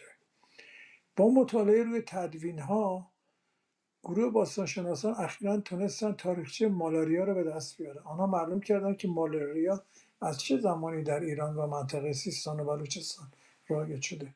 مطالعات انگل شناسی به روی 200 مورد در تدفین‌های شهر سوخته مشخص کرد آلودگی در شهر سوخته وجود نداشته و تنها 3 مورد بیماری عفونی پیدا شده. یعنی در شهر سوخته بهداشت رو به بهترین وجه رعایت میکردند. قابل ذکر است جلسه قبلی که دوستان سوال کرده بود، مطالعات انجام شده روی اجساد ایرانیان 1006 قبل از میلاد، متوسط مردان بین 30 تا 35 و خانم ها بین 20 تا 25 سال بود. اما چیزایی که در شهر سوخته به دست آورده که یونسکو اشاره میکنه که این شهر خیلی چیزاش اولین ها است، از چیزایی که در شهر سوخته به دست اومده یک شیء نیمکره بود که داخل چشم یک خانم مدفون بود و در قیر در قبر کار گذاشته شده. ماده اصلی چشم مذکور قیر طبیعی مخلوط با چربی جانوری بوده. در روی این چشم مصنوعی ریزترین مورک های داخل کره چشم توسط مفتول های طلایی به قطر کمتر از نیم میلیمتر طراحی شده. بررسی های انسانشناسی نشان داد که احتمال زیاد زن مزبور دارای سنی 28 تا 32 سال بوده و تا آنکه زنان شهر سوخته جز کوتاه قدان محسوب می شوند، زن مزبور 180 سانتی متر قدش بوده و بلندقدترین زن پیدا شده در شهر سوخته بوده. این قبر از نظر گاه نگاری متعلق به دوره‌های 8 و 9 استقرار شهر سوخته، یعنی بین 2800 تا 2900 پیش از میلاد، یعنی 5000 سال. با آنکه بیشتر نمونه‌هایی از چشم مصنوعی در خاورمیانه و مصر پیدا شده، اما این نمونه متعلق به اوایل 1003 میباشد. به این ترتیب چشم مصنوعی شهر سوخته قدیمی‌ترین نمونه شناخته شده در جهانه. چیز جالب دیگه که تو در شهر سوخته پیدا کرده، بز انیمیشن شهر سوخته است. باستانشناسا هنگام کاوش در شهر سوخته در گوری 5000 ساله جامی را پیدا کردند که نقش یک بز همراه با یک درخت روی آن دیده می شود. آنها پس از بررسی این شی دریافتند که نقشه بر این سفال برخلاف دیگر آثار به دست آمده تکراری هدفمند دارند، به گونه ای که حرکت بز به سمت درخت را نشان میدهد. حالا کلیپی که آقای سهیل خان بذاره اینو نشون میده، به گونه ای که این داره بزه میره خودشو به سمت اون درخت نده. هنرمندی که جام سفالین را بوم نقاشی خود قرار داده توانسته در 5 حرکت بزی را طراحی کند که به سمت درخت حرکت و از برگ آن تغذیه میکنند. از این جام برای نوشیدن استفاده می شده. ارتفاع آن 10 سانتی متر روی یک پایه استواره. این نقش قدیمی ترین ایده مردمان باستان برای ارائه تصویر متحرک یا به تعبیر امروزی انیمیشن است. جام پایدار نخودی به 4800 سال قبل برمیگرده. مطلب دیگه‌ای که در شهر سوخته پیدا شد، جراحی جمجمه دختری 14 سال است. در خلال کاوش‌های سال 1356 زمانی که ایتالیایی‌ها کار می‌کردند، در یک قبر دست جمعی که به اوایل دوره دوم استقرار، یعنی حدود 4800 سال پیش برمیگرده، در میان بقایای اسکلت 13 فرد مدفون شده جمجمه جوانی پیدا شد که بخش راست آن دارای یک بریدگی عمیق مثلث شکل بود. بر اساس مشاهدات اولیه باستانشناسی و تحقیقات بعدی انسانشناسان، یک عمل جراحی برای درمان بیماری هیدروسفالی بر روی این جمجمه را کشف کردند. صاحب جمجمه مؤنث دارای سنی حدود 18 سال تخمین زده شد. این جمجمه مجددا مورد بررسی و بازنگری و سن قطعی آن 13 سال با 6 تا 9 با کم و بیش تشخیص داده شد. جمجمه جراحی شده از محوطه باستانی شهر سوخته یکی از مهمترین کشفیات باستانشناسان در حوزه تاریخ پزشکی است. در واقع پزشکان شهر سوخته توانسته بودند با ایجاد شکاف مثلث شکل که در پزشکی به آن پارتیال میگویند، آب جمجمه را بیرون بکشند. این امر نشان می‌دهد که در 4800 سال پیش بیماری هیدروسفالی و راه درمان آن را می‌شناختند. در میان اسکلت‌های شهر سوخته تاکنون 3 مورد پیدا شده که صاحبان آن دارای بیماری هیدروسفالی بودند. صاحبان این اسکلت‌ها بین 6 تا 13 سال داشتند. جمجمه جراحی شده دختر شهر سوخته اکنون در موزه تاریخ پزشکی تهران نگهداری می شود. این جمجمه در آبان 1399 ثبت فهرست آثار ملی ایران شده است.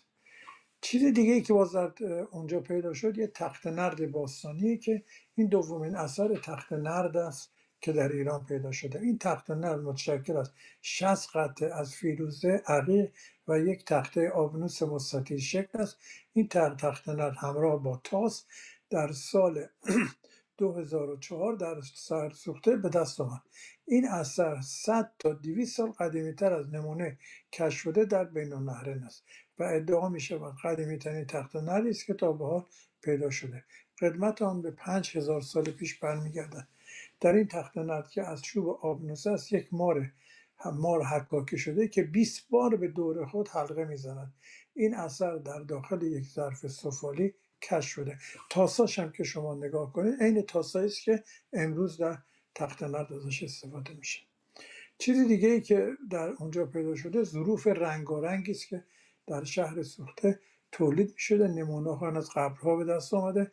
ظرف های دو رنگ، لیوان های با نقش های سافت و دارای نقش های هندسی هستند به رنگ های نارنجی، سیاه، قهوه‌ای. سفال های چند رنگ شهر سوخته را معمولا خمره های شکمدار، در برخی موارد خمره های استوانی و لیوان های با کف صابون و تخت تشکیل میدن. سفالهای چند رنگ مثل زرد، قرمز، سیاه، نارنجی، قرمز در مناطق مسکونی شهر سوخته دیده میشوند و نظر تاریخ در زمانهای بین 3000 تا 3200 قبل از میلاد استفاده از آنها رایج بوده.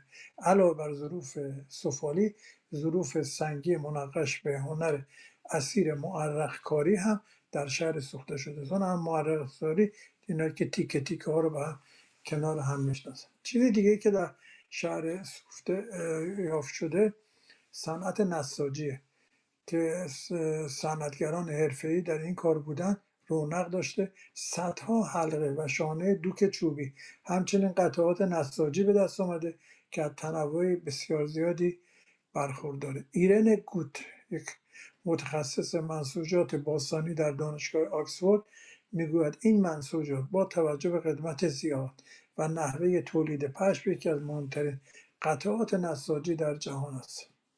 در شهر سوخته یک خطکش پیدا شد به طول 10 سانتی متر با دقت نیم میلیمتر از چوب آبنوس که چوبش از هندوستان اومده، متعلق به 5000 سال پیشه. این خطکش پیشرفت ساکنان شهر سوخته در علم ریاضیات و کاربرد آن را در صنعت نشان میدن. یه چیز جالبی که هستش سیستم تقسیم 10 دهیه. همین ما سیستم در بین النهرین بر مبنای 12 بود. همین سیستم 10 دهی را ما در جیرفت میبینیم که در محاسبات حسابداری بر اساس کتیبه‌ای که به دست آمده انجام میده. در کاوش‌های باستانشناسی در شهر سوخته یک لوح حسابداری 4900 ساله متعلق به دوره آغاز عصر ایلام کشف شد. این گونه لوح‌ها در مناطق جنوب غربی ایران مثل خوزستان سابقه داره. برای بررسی مطالعه الواح ایلامی کشف شده در دسته شوشان، یعنی در شوش شمال خوزستان، اطلاعات بسیار زیادی از حسابداری، دفترداری، سرمایه‌داری به جهان معاصر داده. اما همانطور که دکتر سید منصور سجادی سرپرست هیئت کاوش شهر سوخته میگوید، برای نخستین بار است که باستانشناسان در شرقی ترین نقطه ایران، یعنی در دشت لود، به چنین کشف منحصر به فردی دست پیدا میکنند. اهمیت پیدا شدن این لوح در آن است که بجز استثناءاتی در تمام سرزمین‌های شرقی فلات ایران و کشورهای همسایه مثل افغانستان و پاکستان و ترکمنستان تاکنون متون نوشته پیدا نشده و این نخستین مورد پیدایش یک لوح مرتبط با حسابداری است. دکتر سجادی این کشف را نشانه از ارتباط جامعه شهر سوخته با مردم ایلام می‌داند. این باستانشناس مهمترین نکته در ساختار این لوح را اثر مهر استوانه ارسال کننده روی آن می‌داند و می‌گوید طبق ساختار این مهر کاملا روشن است که مردم این دوره از سیستم حسابداری دهگانی استفاده می‌کردند، برخلاف سومری هایی که سیستم حسابداری آنها بر اساس نظام 12 بوده. فرانسوا دوسه، باستانشناس فرانسوی، خیلی آدم معروفی و پدر کارهای باستانشناسی تو موزه لووره، میگه الواح ایلومنو درباره سیاست، ادبیات و تاریخ اطلاعاتی به انسان معاصر نمیدارد. اکثر الواح دوره آغاز ایران به ما اطلاعات اداری و حسابداری میدن. علاوه بر موارد که اشاره کردیم، در شهر سوخته حصیر بافی، جواهرسازی، مرمرسازی، مهرسازی، ساخت ابزارالات فلزی، سبد بافی، ساخت قلاب ماهیگیری، تور ماهیگیری، استفاده از نی در ساختن خانه ها، استفاده از نیزارها، قرار دادن قطعات کوچک کنار هم و غیره بوده. به طور خلاصه اگه بخوام بگیم، بیش از در یک تمدنی که 5550 سال قدمت داره، طی 30 فصل کاوش با همکاری 100 عضو دائم موقت 25000 شی کشف شده که بخشی از آن در موزه شهر سوخته که عکساشو میبینید، بعضی در موزه زاهدان نگهداری میشود. در خاتمه بگم که قابل ذکر است که بلندقدترین آدم ایران باستان که مردی 35 تا 40 سال است، از ساکنان شهر سوخته بود، است 192.5 سانتی متر قدش بوده. همچنین مسن‌ترین فردی که تاکنون اسکلتش در محوطه های باستانی کشف شده، متعلق به خانمی 85 ساله از ساکنان شهر سوخته است. من اینجا صحبتم رو تموم میکنم، منتظر دوستان هستم که سوالاتشون رو مطرح کنن. تا اونجا که من اطلاع دارم در خدمتون هستم. خیلی ممنونم استاد از زحماتی که کشیدید و این توضیحات رو دادید. به نظر من بسیار جامع بود، ضبط شد، همیشه هم ماندگار خواهد بود و به درد میخوره. من تا جای ممکن سعی کردم که تصاویر رو هماهنگ کنم، فکر میکنم موفق بوده کار. امیدوارم که همه اطلاعات رو با توجه به اینکه شما ارائه میکردید با تصاویر دیده باشن. خب از دوستانی که حاضر هستن اگر میخوان وارد گفتگو بشن مایک بزنن، و دوستانی که پایین هستن از محمود عزیزم میخوام که کمک کنن که اگه کسی دستشو بالا برد. خب من الان یه نفر رو میبینم، شما رو دعوت میکنم و دوستان دیگه هم که مایل هستن وارد استیج بشن و وارد گفتگو بشن. ما از اینجا به بعد تصاویر رو به صورت رندوم پشت آقای قدیری نمایش میدیم و دیگه از اینجا به بعد وارد سوال جواب میشیم. من مایک رو قطع میکنم، آقای مهدی میخوان سوال کنند. مهدی جان بفرمایید. من یه ایده‌ای به نظرم اومد الان که اینقدر با اشتیاق دارم راجع به تاریخ منطقمون یاد میگیرم، میشنوم و بازم سپاسگزارم از آقای قدیری. یه سوالایی برام پیش میاد. مثلا من زمان بچگی وقتی راجع به لاجورد صحبت میشد، یه پودر لاجوردی بود میگرفتن برای لباسشویی را استفاده میکردن. بعد میدونم از سنگش هم برای زینالات و لباس و پارچه و اینجور چیزا، برای حتی رنگ هایی که واسه اویل پینتینگ نقاشی استفاده میشد. توی یه سخنرانی در نیوجرسی شنیدم که این شیشه های رنگ بارنگ که مثلا توی 5 دریا و اینجور چیزا بود، میگفتن یکی از خاصیت های شیشه های آبی به خاطر سنگ لاجورد، تو اون اتاقی که اون نور خورشید از سنگ لاجورد میافتاد تو، حشرات رو دیسترکت میکرده مثلا میگم. بعد یکی دو دفعه هم علاقمند شدم گوگل کنم ببینم چه خواصی دیگه توی از لحاظ سنگ شناسی توی سنگ لاجورد میشه پیدا کرد. منظورم اینه که علاقمند شدم علاوه بر تاریخ برم راجع به سنگ لاجورد. خب ما میدونیم طلا چه خاصیتی داره، میدونیم الماس چه خاصیتی داره یا فلزات دیگه.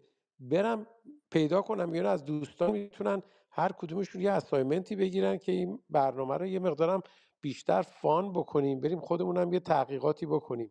یا مثلا آقای دکتر قدیری راجع به کربن 14 که صحبت کردن، من اطلاعی که دارم خب مثل که یه پراسسی هستش که کربن 14 رو یه پراسسی داره که شیمیدانا میان سن اشیا رو که بیشتر مثل که تو باستانشناسی از استخون مثلا اشخاص قدیمی میان سن اون اشیا رو تخمین میزنن.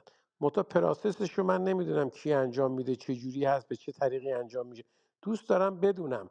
من خانومم شیمیدان نیست، مکانیکال انجینیره، ولی شاید این اسایمنت رو از ایشون خواهش کنم که مثلا بره دنبالش پیدا بکنه. شاید یه دفعه از این بحث‌های آزادمون مثلا 3 دقیقه راجع به لاجورد صحبت کنیم، 5 دقیقه راجع به مثلا کربن 14 صحبت کنیم، یا اگر از دوستان حضار کسی چیز دیگه ای رو کنجکاو هست میتونه مثلا البته من دارم فقط پیشنهاد میکنم آقای قدیری که بیان دوستان بگن که آقا بذار بریم راجع به فلان چیزم ما یه ذره بیشتر یاد بگیریم بدونیم. و من میدونم که الان تو گوگل خیلی چیزها رو میشه سریعتر پیدا کرد. مثلا رنگ همین لاجورد رو میگن به آسمان و کهکشان و بهشت، و اگر علنگوش رو دستتون بکنید مثلا انرژی منفی رو دفع میکنه. اینجور چیزا میخواستم ببینم چه چیزای دیگه هست، اگر دوستان راجبش میدونن بیان صحبت بکنن، ولی برای یه مدت خیلی کوتاهی. ببخشید اگر حرفم طولانی شد. مرسی.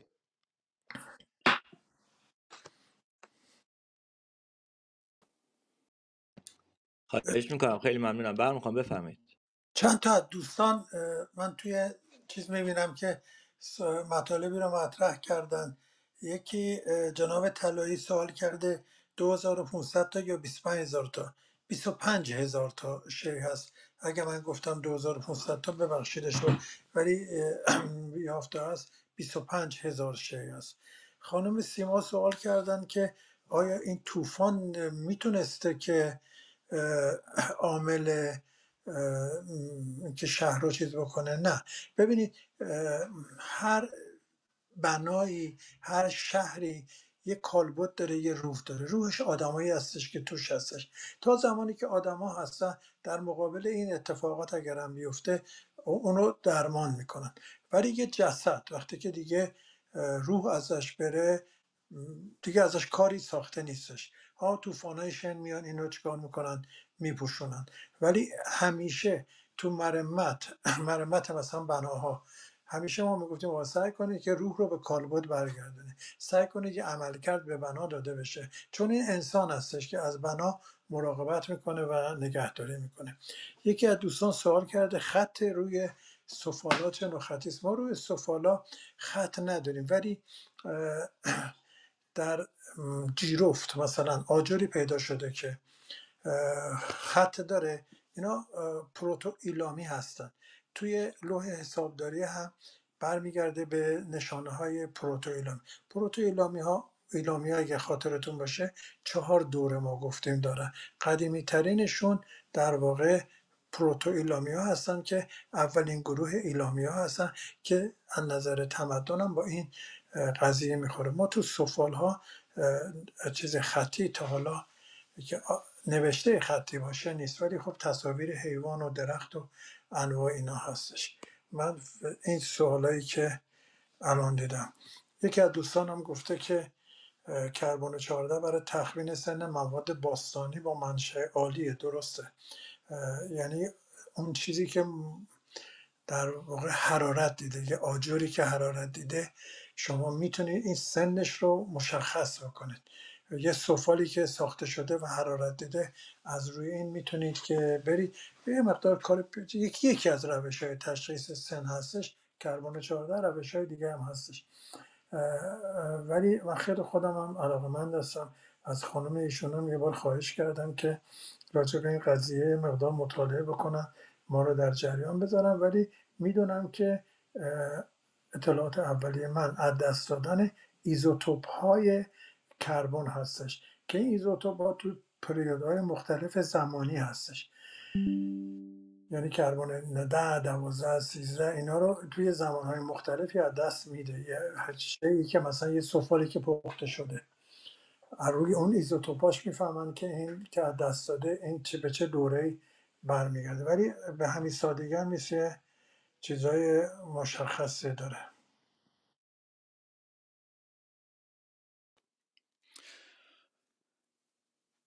سوری جان، من میتونم یه سوالی مطرح کنم؟ خواهش میکنم. دیدم مایکتون رو باز کردین و من سعی میکنم کمتر بیام. اگر با همین نظم پیش بره من ترجیحاً مایکمو میبندم که این سوال جواب ها خیلی طبیعی تر باشه.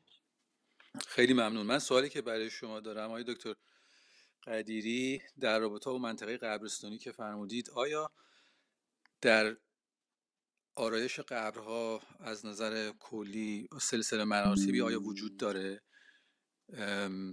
که دال بر اهمیت افراد باشه از نظر موقعیت قبر یا اندازه شکل قبر و غیره؟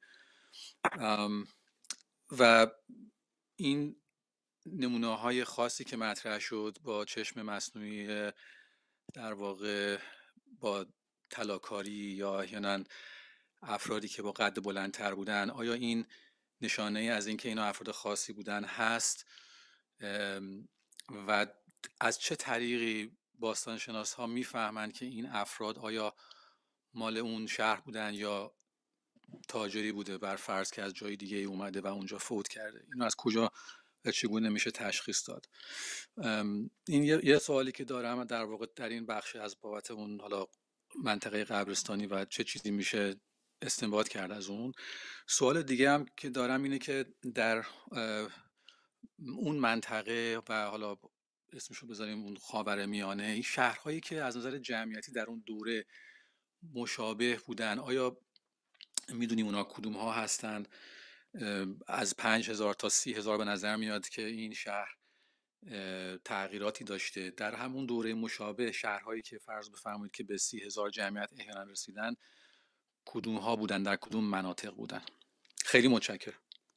بله، ببینید توضیحی که من بدم خدمت شما در مورد قبرها. بله، سلسله مراتب مشخصه از نوع قبرها، اندازهشون. بعضی قبرها عمیق‌تر بوده، فضای بزرگتری داشته. از روی اشیایی که به دست می آوردن و داخل قبر می ذاشتن برای حیات بعد از مرگشون، میشد که فهمید که اینها از چه نوع طبقه اجتماعی هستند و این اختلاف چیزها رو میتونستید که بفهمید. ولی در مورد این هستش که مثلا قبرهایی که اشاره کردم، بعضی قبرها خانوادگی بوده، گروهی بوده، حتی قبرهایی بوده که بچه هم درش بوده. ولی اینی که اگه یک نفر می اومده در اونجا فوت میکرده و دفنش میکرده، من اطلاعی ندارم که چجوری میتونستن این رو بفهمن. ولی در مورد شهرهایی که اشاره کردی در هم ردیف این هستن، یعنی به هزاره سوم پیش از میلاد برمیگردن. ما جیرفت رو داریم که جمعیت زیادی هم داشته. شهر شوش رو داشتیم که اولین شهر تو دنیا هستش. تپه حسنلو، تپه هفتوان رو داریم در آذربایجان. تپه حصار دامغان رو داریم. تپه گیان نهاوند رو داریم. گودین تپه کنگاوه رو داریم. شاه تپه و تورنگ تپه گرگان رو داریم. تپه قبرستان بوین زهرا رو داریم. تپه یحیی داریم. شهداد کرمان رو داریم. تل ملیان در فارس رو داریم و تمدن اورارتو رو داریم. اینا مواردی است که ما در جلسات بعدی در موردش صحبت خواهیم کرد. جلسه بعدی هم گفتم ما جیرفت رو میگیم، بعد شوش رو میریم، بعد شهرداد، بعد تمام اینهایی که اشاره کردم در آینده در موردش صحبت خواهیم کرد. شهرهای بزرگی بودن، مهم بودن.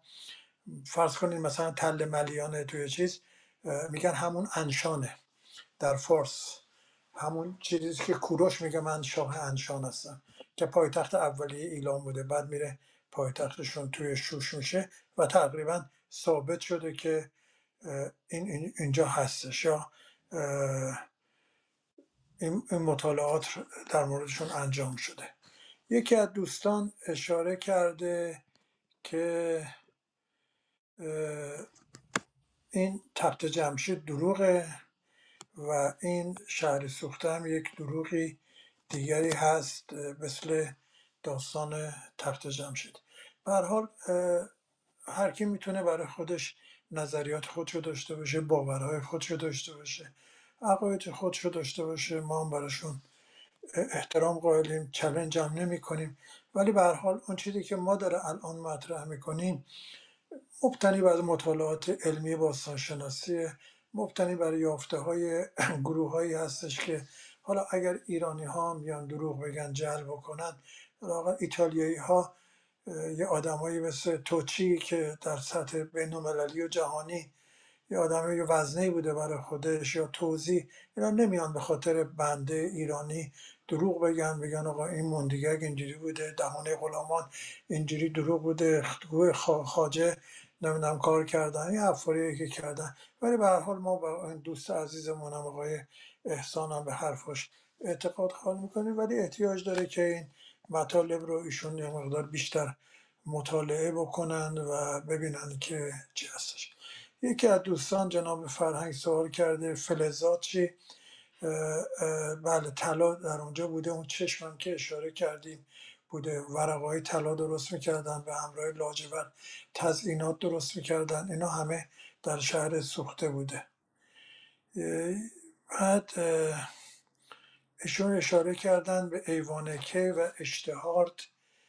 من البته این شهرهایی که داره میگم که بال عصر، یعنی 3000 قبل از میلاد، بال متعلق به دوره مفرق و برنزه. در مورد ایوانکه و اشتهارت من نمیدونم که آیا اینها متعلق به این دوره هستن یا نیستن، ولی باید در موردشون من مطالعه کنم، نمیتونم که همین جوری خدمت شما بکنم. و یکی از دوستانم نوشته دانشکده باستانسازی تهران. البته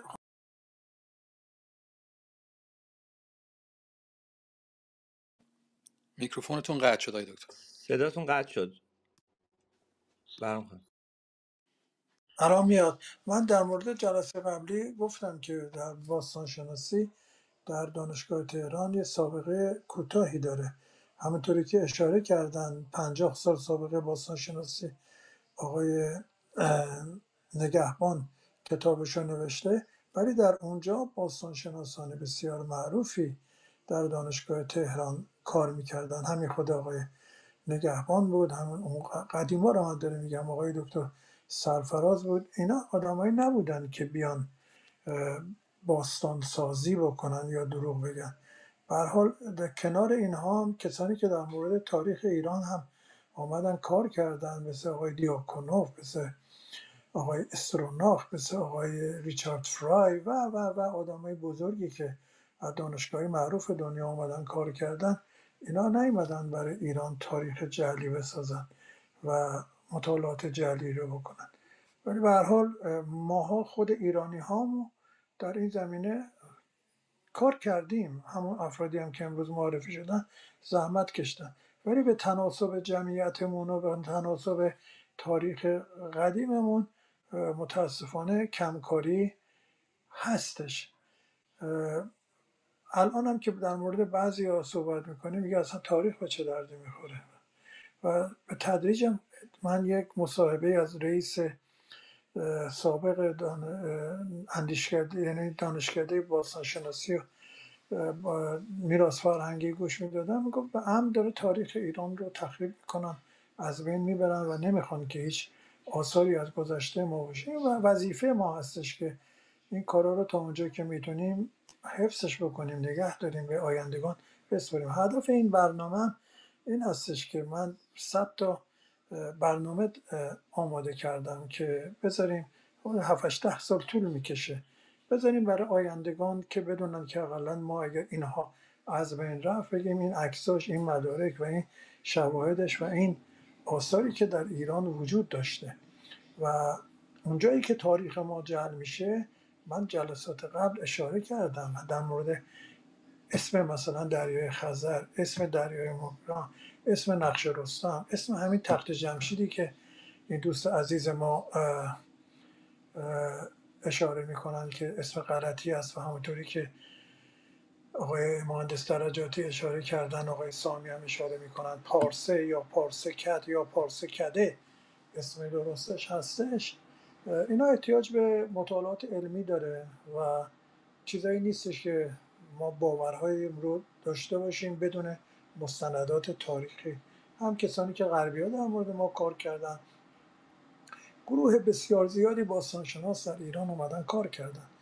من یک مقاله رو بهتون معرفی کردم که آقای پروفسور برامبیلا و من در مورد تاریخچه مرمت در ایران برای دانشگاه میلان نوشتیم، چاپ شده. هر کی خواست بگه من اون میتونم اسم کتاب بفرستم برید. از اولین باستانشناسانی که در ایران اومدن کار کردن کیا بودن، چه گروه هایی بودن و چه قسمت هایی از ایران رو بررسی کردن. خوشبختانه امروز ما میبینیم در دانشگاه سیستان و بلوچستان، در دانشگاه زابل چه گروه زیادی از جوان‌ها داره کار باستان شناسی میکنن. نمیشه که با یک حرفی بگیم آقا ما اینا وجود خارجی نداره، ضمن که هر کسی میتونه برای خودش باورهای خودش همطوری که داشته باشه. ما ببینیم دیگه سوالایی که دیگه هستش. آقای دکتر، من یه سوال دیگه هم میتونم بپرسم از شما؟ بله. با توجه به حالا این بحث جمعیت خیلی جالبه که اگر حالا در مقیاس امروز نگاه کنیم، فقط برای اینکه از نظر حالا یه درکی از این مقیاس داشته باشیم، من بر اساس آمار 2024 نشون میده که شهرهایی که ما تو ایران داریم که حالا 25,000 من انتخاب کردم، عدد 25,000، قشم و فارسان و گراش میره بالا. مثلا سمیروم 27,000 نفر، حالا بندر لنگی 22,000 نفر. وقتی میگیم که در شهر سوخته در اون زمان 100 تا کوره مثلا وجود داشته، ذهن آدم به سمت این میره که این تناسب این تعداد کوره مثلا یا صنایع دیگه با تعداد جمعیت چجوری معنی پیدا میکنه و ناخودآگاه به این سمت ذهن من میره که اینها فقط برای خودشون تولید نمیکردن، اینها احتمالاً کسانی بودن که خب یا اینا صادر میکردن بهشون یا میومدن از اینها چیزی تهیه میکردن میرفتن، حالا چه کشاورزی، محصولات کشاورزی بوده چه صنعتی در اون دوره. بنابراین آیا این طرز فکر در نگاه کردن به مسائل باستانشناسی یا شهرهایی با این قدمت، آیا روش در واقع میتونه یه روش باشه از نظر اینکه درک کنیم که چه حال و هوایی داشته این شهرها و پیرو این آیا راههای منتهی به این شهرها هم بررسی میشه یا شده در این مورد به خصوص در شهر سوخته که آثاری پیدا بشه از این محصولاتی که رفته از شهر به جاهای دیگه؟ ممنون. من در مورد جمعیت سوال شما رو دقیقا متوجه نشدم. گفتم در دوره‌های مختلفی بر اساس یک سری معیارها، یعنی مثلا روستاها رو 50 نفر در ایکر در هکتار، بعد شهرها رو بر اساس 100 نفر در هکتار اومدن محاسبه کردن و روش‌های مختلفی رو رفتن. گفتم راه‌های مختلفی رو آقای دکتر سجادی رفته که به این جمعیت رسیده. اگر بخواید به من ایمیل بکنید، من اون مقاله‌ای که ایشون یه بخشش اختصاص به محاسبات جمعیت شهر سوخته رو داره میتونم براتون ایمیل کنم بفرستم. اگر ایمیلتون رو بذارید من براتون اون قسمت رو میفرستم. ولی اینها به این نتیجه رسیدن که روی تراکم نفر در هکتار اومدن گفتن که شهر سوخته باید 100 نفر باشه. بعد روش های دیگر هم رفته، از راه های دیگر هم رفته که رسیده در این 4 تا دوره اینقدر جمعیت داره. به هر حال این چیزیست که اونها بر اساس مطالعات رو تعداد خونه ها، رو تعداد محوطه، روی صنایع و غیر و ذالک، همونطور که اشاره کردید کوره ها، الان بعضی از کوره ها هنوز هستش، به این نتیجه رسیدن که اینجا داره این میزان جمعیت که عرض کردم خدمتتون هستش. یکی از دوستان سوال کرده که در مورد شهر سوخته آمول هم چیزی میدونید؟ نه، من متاسفانه چیزی نمیدونم. خانم صدیقه هم هستن اومدن بالا، اگه مایکشون روشن کنن. سلام عرض میکنم آقای قدیری، من صدیقه هستم، صدیقه سامی، صدیقه مصطفی. به به به من به. قربان شما. من سالها پیش که از آمریکا برگشتم ایران، در مرکز مردم شناسی ایران دکتر خلیقی رئیسم بودن کار میکردم و منو فرستادن شهر سوخته، یعنی فرستادن آمل در حقیقت، و ببخشید زابل میگم آمل، و من این شهر سوخته زابل رو در واقع از نزدیک دیدم. ولی گروهی که باشون کار میکردم انسانشناس‌های فیزیکی بودن، یعنی راجع به تحقیقاتشون راجع به دو تا نژاد بود، نژاد سیستانی و نژاد بلوچ.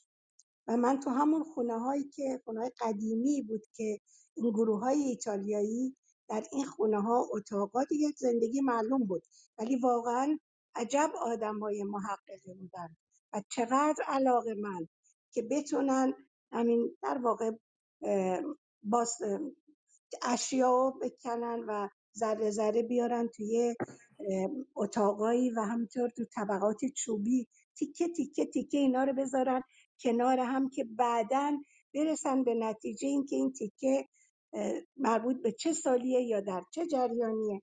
ولی کار خود من شخصا خیلی جالب بود. با پروفسور پاردینی بودم که از فلورانس آمده بود با یه گروهی، و اون موقع آقا جان من یه بچه 2-3 ساله داشتم در تهران، سامان، و شوهرم نادر سامی. 1 ماه من توی زابل زندگی کردم و تمام دهات در واقع تا مرز افغانستان با این گروه می رفتیم و انسانها رو اندازه گیری می کردیم. اونا فکر میکردن که انسان‌ها رو ما داریم اندازه میگیریم که بهشون لباس بدیم، چون واقعا فقیر بودن. ولی براشون توضیح میدادیم که این یه نوع تحقیق راجع به انسان که ما باید اندازه گیری کنیم. چشمشون، فاصله در واقع بینیشون، اندازه دهنشون، قدشون، و واقعا چه انسان‌هایی که ما پیدا کردیم که وقتی میگن رستم که مال زابله، واقعا ما انسان‌های اونجا پیدا می‌کردیم که اگر نون و پیاز اینا می‌خوردن فقط این هیکلا شده بودن که من هم در اون دوران فکر می‌کردم اگر اینا بیان آمریکا میتونن فوتبالیست بشن و اگر به اینا مواد غذایی بدن اون وقت اینا میخوان چه هیکلایی بشن. اینقدر بزرگ بودن و درشت بودن و بلند بودن که خدا میدونه. بعد همین اندازه‌گیری انجام شد و پروفسور پاردینی به این نتیجه رسیدن که 2 نژاد اینجاست، نژاد سیستان و نژاد بلوچ. چون صحبت از شهر سوخته بود و شما انقدر قشنگ، دست آقای سجادی واقعا درد نکنه که انقدر توضیحات زیبا و آموزنده برای ما ایرانی‌ها دادن که بفهمیم که این تیکه هایی که آدم ممکن از تو جاده رد بشه و اصلا بهش اهمیتی نده چه قدمتی داره از لحاظ تاریخی و چه کسانی در این دورانی خودشون در اونجا زندگی میکردن. ولی برای ما وقتی که نتیجه گرفته شد، متاسفانه از لحاظ سیاسی، چون مشخص شد که این 2 نژاد با هم کاملا متفاوت هستند، قرار شد که پروفسور پاردینی این تحقیقاتش رو به صورت یک کتاب در نیاره و چاپ نکنه، چون شرایطی اون موقع 1974 1907 من 1974 و 75 اونجا بودم. بعدش از اونجا رفتم چون واقعا اصلا رشته انسان شناسی هنوز در ایران نبود. منم آمده بودم اینجا آنتروپولوژی خونده بودم که همون انسان شناسیه. بنابراین تغییر رشته دادم و رفتم توی ایرانه رو شروع کردم به تدریس و زندگیم خلاصه عوض شد. ولی هیچ وقت خاطره شهر سوخته و شهر زابل و تا مرز افغانستان که راجع به خاک صحبت میکردیم، ملافه دور سرمون میذاشتیم و وقتی برمیگشتیم تمام مژه ها همه سفید بود از میزان خاکی که داشتن. و اون موقع اکثر مردم اونجا، اینم خدمتتون بگم که فامیلشون صیادی بود بدون اینکه آبی باشه، چون یه سدی بسته بودن که آبو به روی این مردم در زابل بسته شده بود برای حالا هر دلیلی که به خاطر بازسازی بود یا هر چی که میخواستن این سد رو بزنن و این مردم همه فامیلشون صیادی بود بدون اینکه اصلا آب باشه که بتونن ماهی بگیرن. یه خاطره دیگه اینه که من اون زمان با خودم 2000 تومن برده بودم. 2000 تومن هم تقریبا میتونیم بگیم که 3/4 حقوق من بود توی مرکز مردم شناسی اون زمان. و من وقتی برمیگشتم با اتوبوس برمیگشتیم از یزد و کرمان 1 عدد تومن دیگه توی جیبم نبود. وقتی برگشتم تهران به نادر گفتم نادر اگر من 100,000 تومنم با خودم برده بودم 1 تومنش رو نمیتونستم برگردم. برای اینکه مردم چقدر اونجا از لحاظ مالی احتیاج داشتن ولی اصلا به هیچ وجه فکر نمی‌کردن که از اینجا برن. میخواستن همونجا زندگی کنن و همون جور و الا میتونستن با یه اتوبوس خودشونو برسونن به جاهای در واقع بهتر و آبادتر، ولی در شهرهای خودشون باقی بودن و خواستم این خاطره رو با شما شریک و خیلی ممنون آقای بهرام خان قدیری که خدمتتون قبلا هم خیلی رسیدم از این برنامه جالبی که راجع به شهر سوخته گفتین و علاقم به باستانشناسی انسان شناسی خیلی زیاده ولی فعلا در آمریکا خشکشویی هستم، دارای صاحب یه خشکشویی‌ام و دارم لباسای مردم رو تمیز میکنم. قربانتون برم دیگه صحبتی ندارم. مرسی. من یه توضیح بدم ضمن تشکر از صدیقه خانم. ایشون عروس آقای دکتر سامی هستن.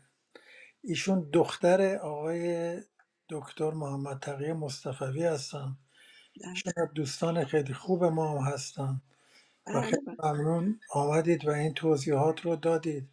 ایشون خاله خانم روشنک بودن که اومدن بالا صحبت کردن. خیلی درست. ممنون. خیلی ممنون، واقعا خوشحال شدم. ممنون از همگی. خدا حافظ تا برنامه‌های بعدی.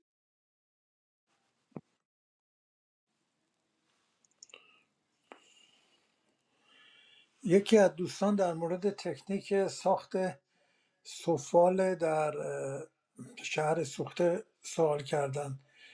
سفالا دوره های مختلفی رو داره. از دوره های اول سفالا خیلی خشنه ولی در دوره‌ای که در واقع چرخ کوزه‌گری چرخ سفالگری در واقع در این طرف در ایران اختراع شد که قدمتش بر اساس گزارش آقای گریشمن 1000 سال قبل از بین النهرین بوده.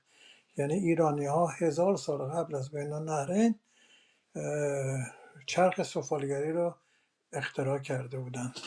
و چیزی که خیلی جالب هستش اینها دانششون در مورد خاک بسیار جالب بوده. یعنی میدونستن که چه خاکی برای این کار مناسبه. من یه مثالی برای شما بزنم. در جیرفت که در کنار سندر 2 تپه است. یه تپه جنوبیش دژی داره، دژ بسیار قدیمی داره که هنوز مشغول در آوردن از زیر خاک هستن.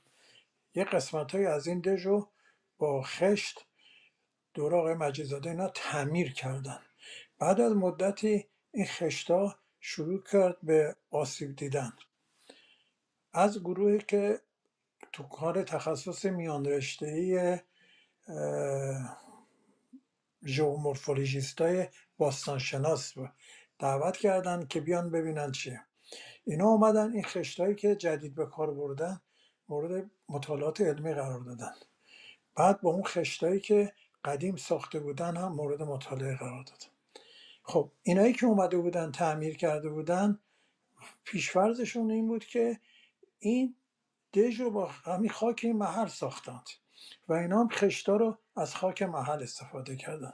اینها دیدن که نه، این گروهی که اومدن مطالعات علمی انجام دادن دیدن که اینا از خاک محل استفاده نکردن، رفتن از یه نقطه دیگه خاک آوردن و خش زدن که خاک که اینا باش خش زده بودن برای مرمت کاملا از نظر مواد تشکیل دهنده با اون خشتای قدیمی کاملا متفاوت بود.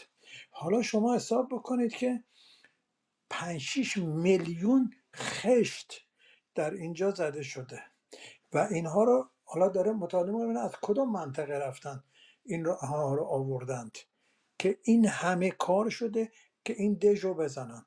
یعنی میخوام بهتون بگم که این مردم این منطقه میشناختن که برای سفال به خاطر همین هستش که تو این همه سال حالا اون محیط خشک اونجا هم کمک کرده، نمک هم کمک کرده و این خشها باقی مونده.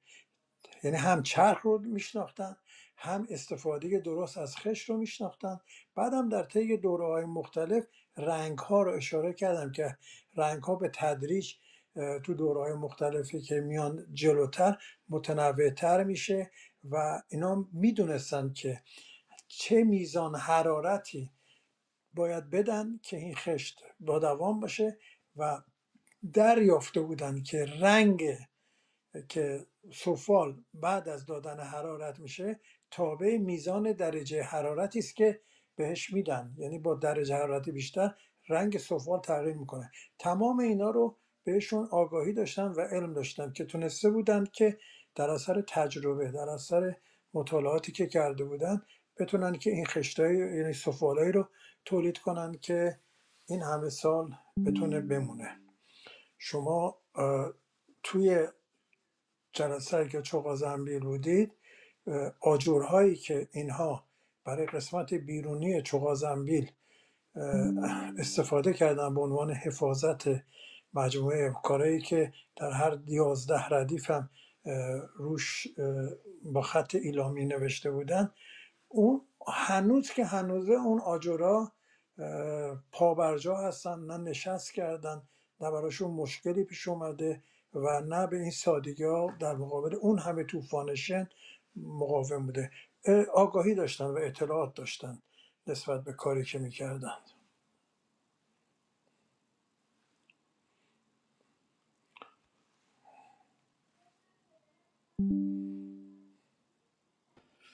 خب دوستانی که پایین هستن مثل که اونایی که علاقه من بودن وارد گفتگو بشن شدن برخوان. اگر سوالات داخل بخش تکس ها پاسخ داده شده و اگر فکر میکنین برنامه رو میخواین جمعش کنین به من بگین. من فقط خودم یک سوال کوچیکی دارم که ممکنه خیلی سوال مهمی نباشه، در مورد گورستان ها هست که عکسش هم الان میذارم. این گورستان هایی که الان پشت سر شما مشاهده میشه دارای یه فرمی هستن و یک انضباطی هم ندارن، انگار پخش هستن، یعنی یه جاهایی خیلی متمرکزه، یه جاهایی تراکمش کمتره، ولی همگی یه شکلی دارن و یک حالت مثلثی این دودکشای ساختمان‌های آمریکایی هستش یا قدیم تو ایران هم بود، یه فرمی دارن. آیا این فرم نشانه مذهبی چیزیه یا اینکه این فرم بعداً در اومده؟ چون خیلی منظم هستن انگار اینا بازسازی شدن، اینا نمیتونن 5000 سال مونده باشن. یه مقداری اگه امکان داشته باشه راجع به این گورستان و این شکل قبرها که بیرون زده از خاک اگه میشه توضیح بدید. در این صورت من بعد از این دیگه سوالی ندارم دیگه، در اختیار شما میتونید اداره کنید و اگه هم که تموم شده میتونید دستور بدید من اتاق رو جمع کنم. حالا یه سوالی دارم، الان این عکسی که گذاشتید عکس شماره چنده؟ من اون عکس رو بیارم. عکس شماره 85. اجازه بیارم من عکس رو بتونم بیارمش.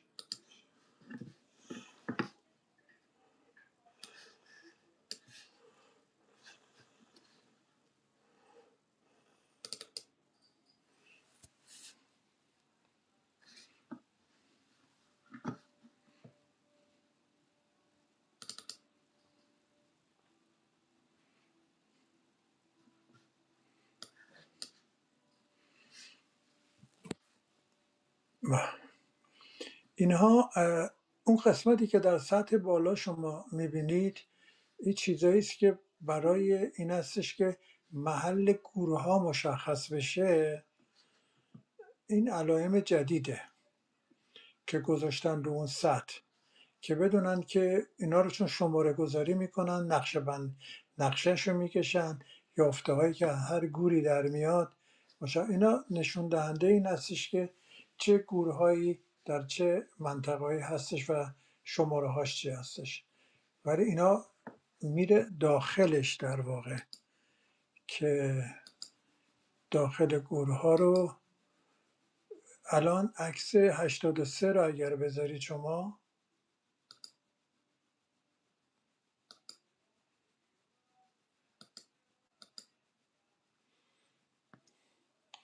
83 رو گذاشتید؟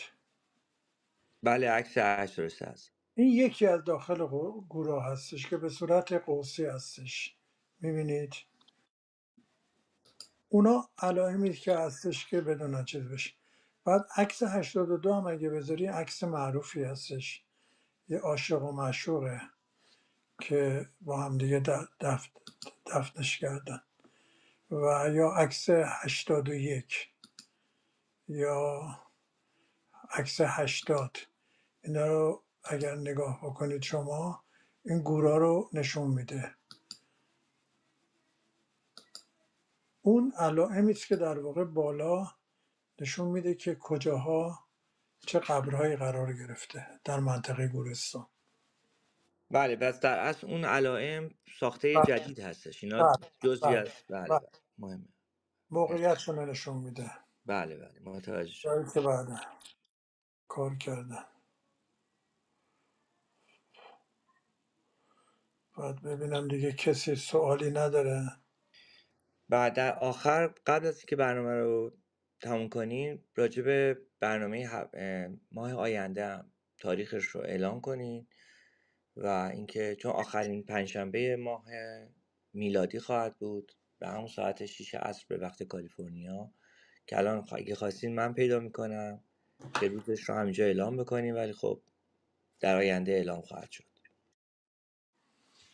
یکی از دوستان سوال کرده که تمدن شهر سوخته تحت تاثیر تمدن سنت هستش یا بیشتر بین النهرین. اینا تبادلات فرهنگی همیشه وجود داشته، ولی با خاطر نزدیکی به هاراپا، موهنجدارو، موندیگک، اینها از اینجاها بیشتر تأثیر پذیر بودن تا تمدن بین النهرین که فاصله بسیار زیادی داشته. ببینید آخرین پنجشنبه ماه مارچ، 27 مارچ، ساعت 6 بعد از ظهر، ما در مورد شهر سوخته صحبت میکنیم. سه تا جلسه بعدی، اولی شهر سوخته است، دومی در مورد شهر شوش صحبت میکنیم، سومی در مورد شهر شهداد در کرمان. اگه دیگه دوستان سوالی ندارند.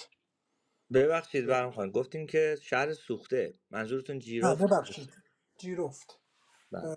اگه میشه جلسه دوباره بعدی بگید که اگه در میشه دوباره بگید که این اشتباه جبران بله، بشه. ما 27 مارچ پنجشنبه ساعت 6 بعد ظهر در مورد شهر جیرفت صحبت میکنیم که نزدیک همین شهر سوخته هستش.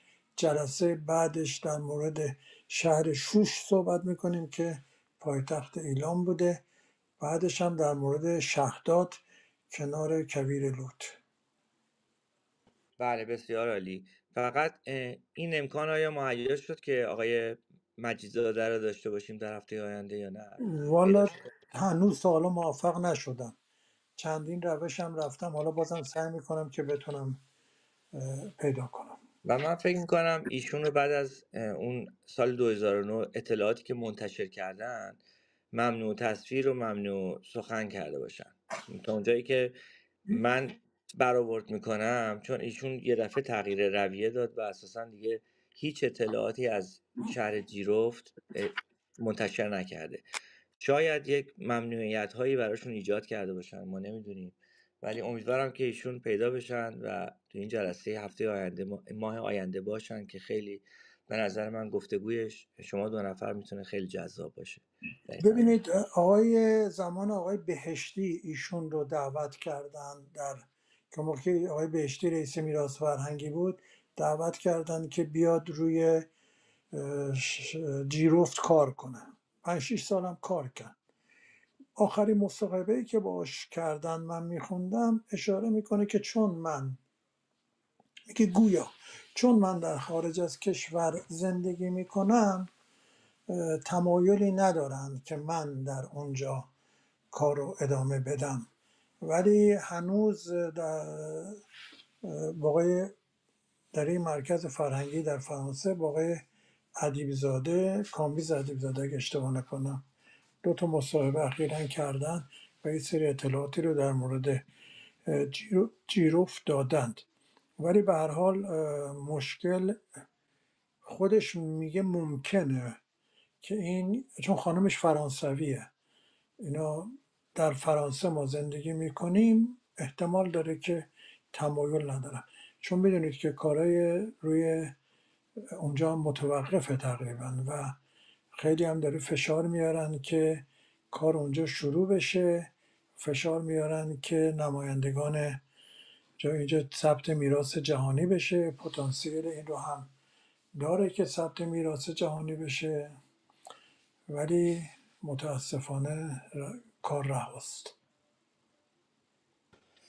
بله، خیلی ممنونم از زحمتی که امروز کشیدید. از همه تشکر میکنم، از همه عزیزان که در جلسه حاضر بودن.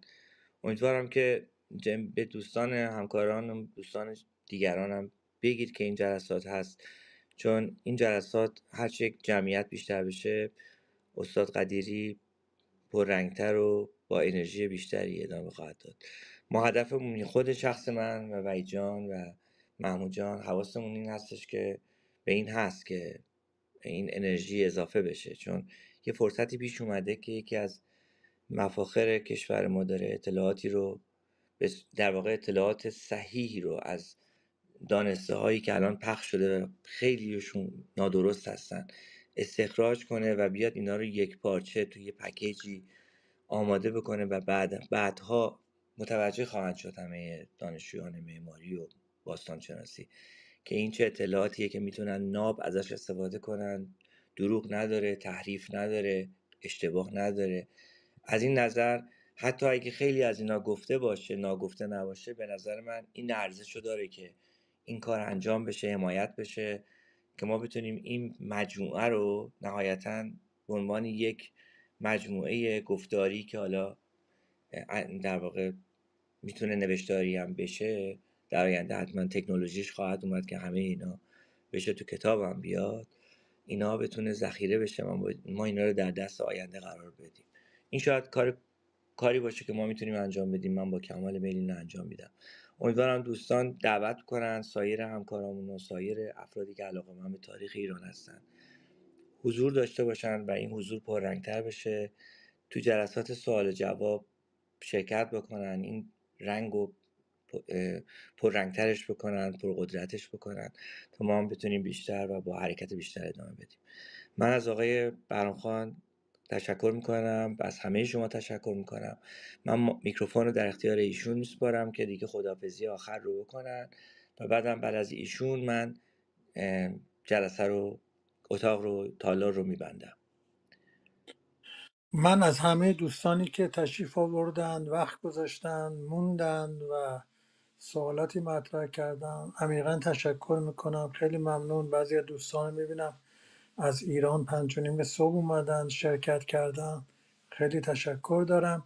جلسه آینده هم طبق روال این جلسه ما 3 از باستانشناسان معروف رو معرفی خواهیم که سعی میکنیم هم باستانشناس ایرانی باشن، هم باستانشناس که از کشورهای خارج اومدن عمرشون رو گذاشتن برای مطالعه روی تاریخ ایران.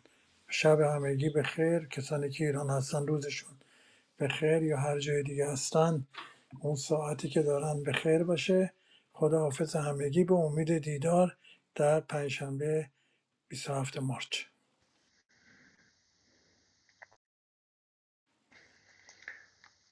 دکتر جان، سپاس فراوان از این